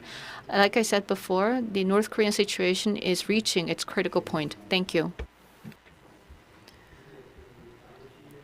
Yes, you asked me about the possibilities for success of IPEF. And as I mentioned before, there are 14 countries that have announced that they will participate in the framework thus far. There are 4 pillars under IPEF, but there could be voluntary participation. This means that for some countries that do not wish to participate in certain pillars, they can opt out. For developing countries, I think that for the 4th pillar on anti-corruption and taxation, I don't think that many developing countries would be eager to participate in that particular pillar. So there is this option, which means that there could be a high wherewithal for negotiations. However, despite that, this IPEF as a bargaining tool also has its limitations. First of which is that from the perspective of many countries, they feel that this is a tool used to check China. And because there is no tool for market access, for some countries, they might be doubtful about what they can gain out of IPF through the negotiations. That means that they will be less reluctant to commit. And as I mentioned before, it's not legally binding. So this means that companies can change their minds. They can say something else later on, which means that the follow-through of some of the implementation might be doubtful. And for the ROK, because we have such a high stake in China, this means that there's so many Korean companies doing business in China. Our bilateral trade volume with China is quite significant. So in the process of participating in IPEF, there might be some concerns that this could go against the interests of Korean businesses working in China, which is why Korean companies are understandably a little bit concerned. This means that this could undermine the commitment of different countries to participate in IPEF and also might not allow for success of IPEF. However, the United States really wants to try to change around the ground, the playing field for economic participation and cooperation in the Indo-Pacific region. So the U.S. is very committed to this issue. So it's obviously the ROK does not really have much of a choice. So we have no choice but to participate in the framework. So if that is the case, there are certain conditions that we have to look at to try to make it a success. The first is that we have to try to ease the concerns that this is a check against China. And secondly, we should not just discuss norms, but also talk about cooperation, especially from the point of view of developing countries, to reassure developing countries that participating in IPF is also in their own interests. From the perspective of Korea as a middle nation that is a U.S. ally, it could play a bridge between the U.S. and Asia and between the different countries in the ASEAN region and try to encourage the countries to participate so Korea can demonstrate its diplomatic capacity. So it's an opportunity for Korea as well. The point that you mentioned as your last point is quite meaningful. There are certain characteristics of Korea, such as the experience of becoming an advanced country from a poor country. So by utilizing such experience, we can serve as a global pivotal state. We don't have much time left for the session. 1 minute. Can I use 1 minute for additional comments? I am not sure if my arguments were communicated accurately, so I'd like to add a little more. I am not saying that we need to set our position or coordinate issue by issue, but rather I am saying that we need to set a coordinate or position for an overall overarching policy direction. We are an ally with the U.S. and China is not our ally, so we need to lean towards the U.S. because we have the strategic alliance. But in many cases, we have made decisions that are more in line with the interest of China rather than the interest of the U.S. If that was the case, then we would not have gone like this with the THAAD deployment. We would have coordinated more closely with the U.S. to make a decision on the THAAD deployment. If we were to have that, then we would quickly cooperate with the Belt and Road Initiative and the AIIB while being away from the Indo-Pacific strategy. That would not have happened if we had had a clear, coordinate and clear position. So based on our experiences in the past, we need to be more clear about our overall position. Otherwise, there may be some negative consequences in dealing with the U.S. as our ally. Yes, thank you very much. Prime Minister Han Duck-soo, in his speech, said that he's hoping to hear of peace strategy for the Korean Peninsula. About 2 weeks ago, I was in the United States.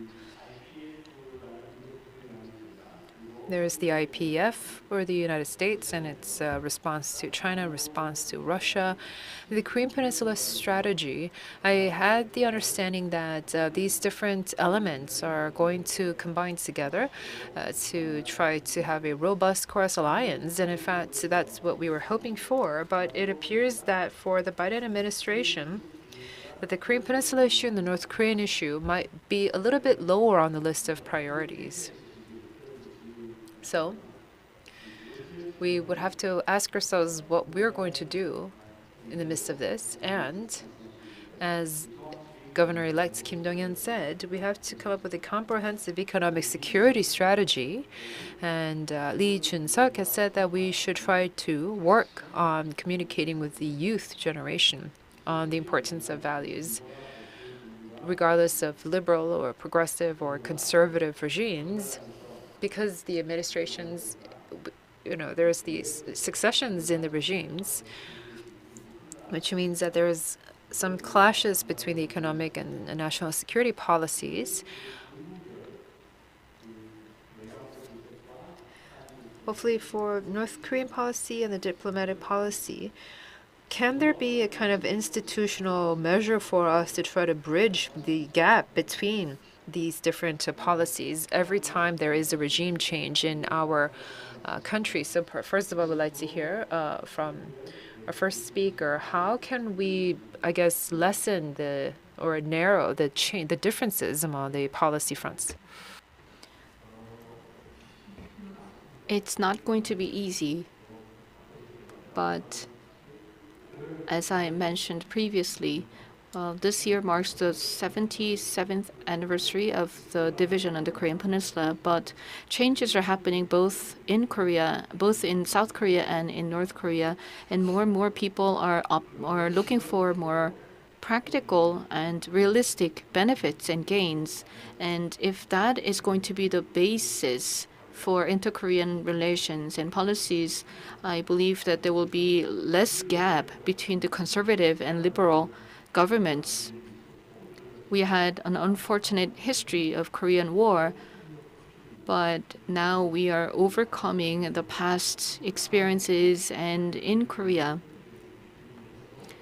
the Korean War was the tragic war that triggered major perceptions in South Korea, and the older generation in South Korea still have vivid memories of the Korean War and how tragic it was. But now the younger generation, the millennials and Gen Z, may have different perceptions towards North Korea because they did not experience the Korean War. But in the long run, I believe that such generation gap will be eased.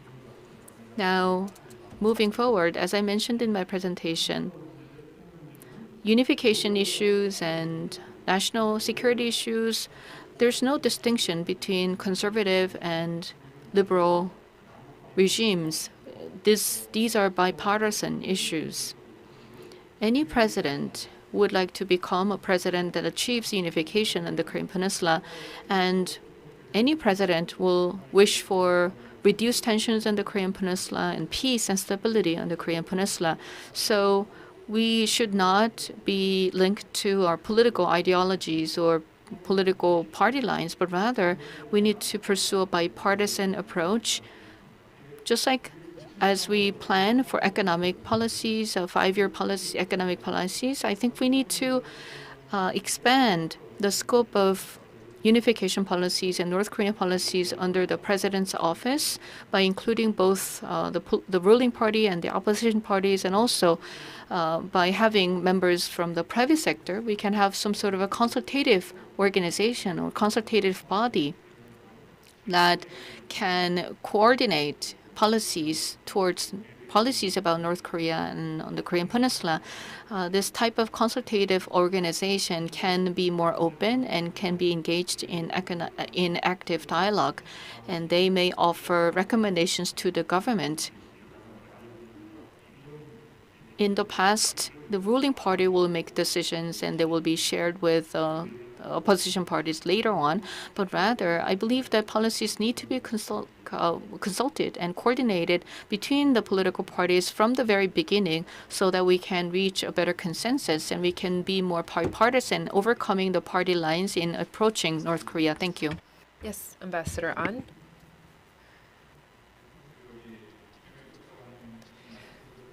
I have to say I fully agree with what Vice Minister Kim has said.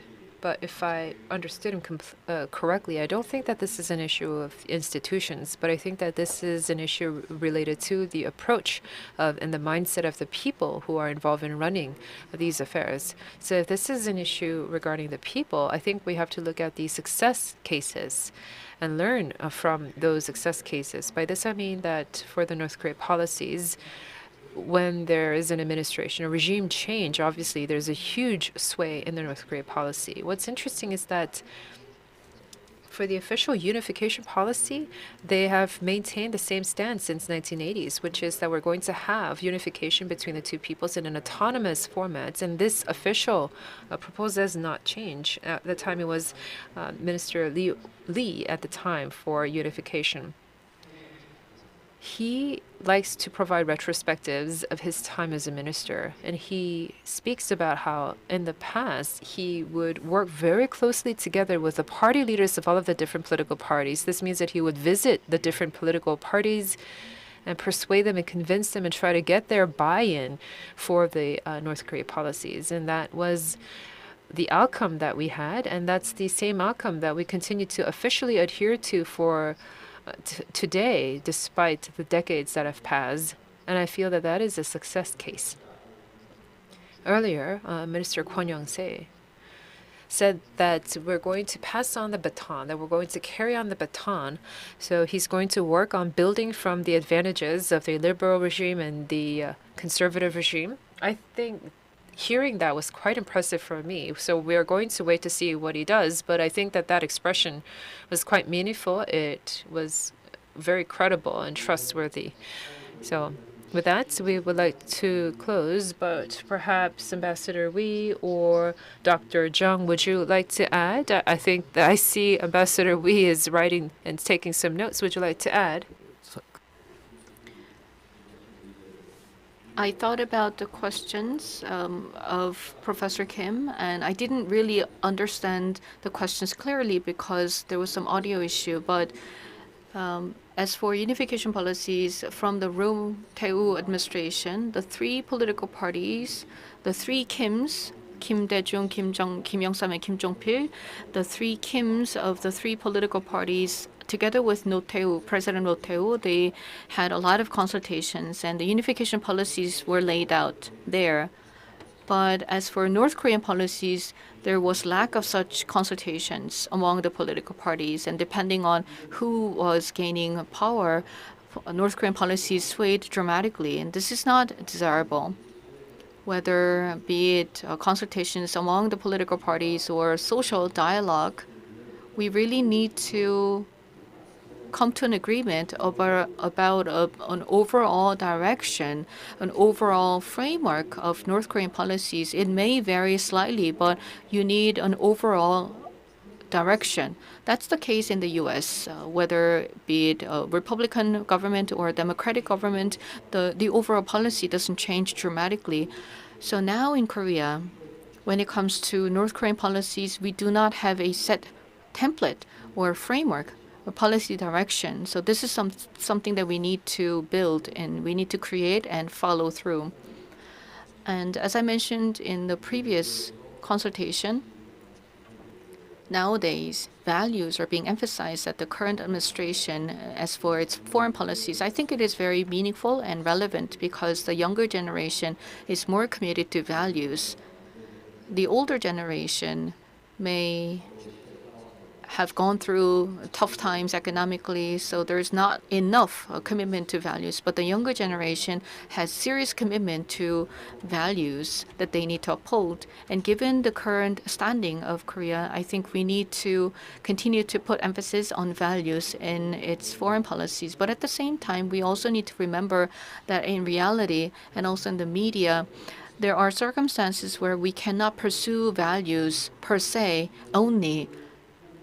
So then we need to find a way to pursue values while supporting that with specific actions.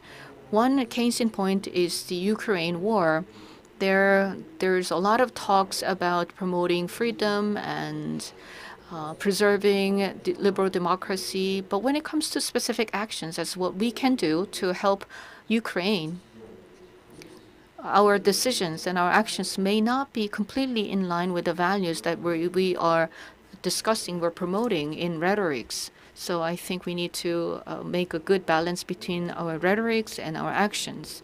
And once again, if we don't have an overarching framework, we may end up having some discrepancies between actions and words.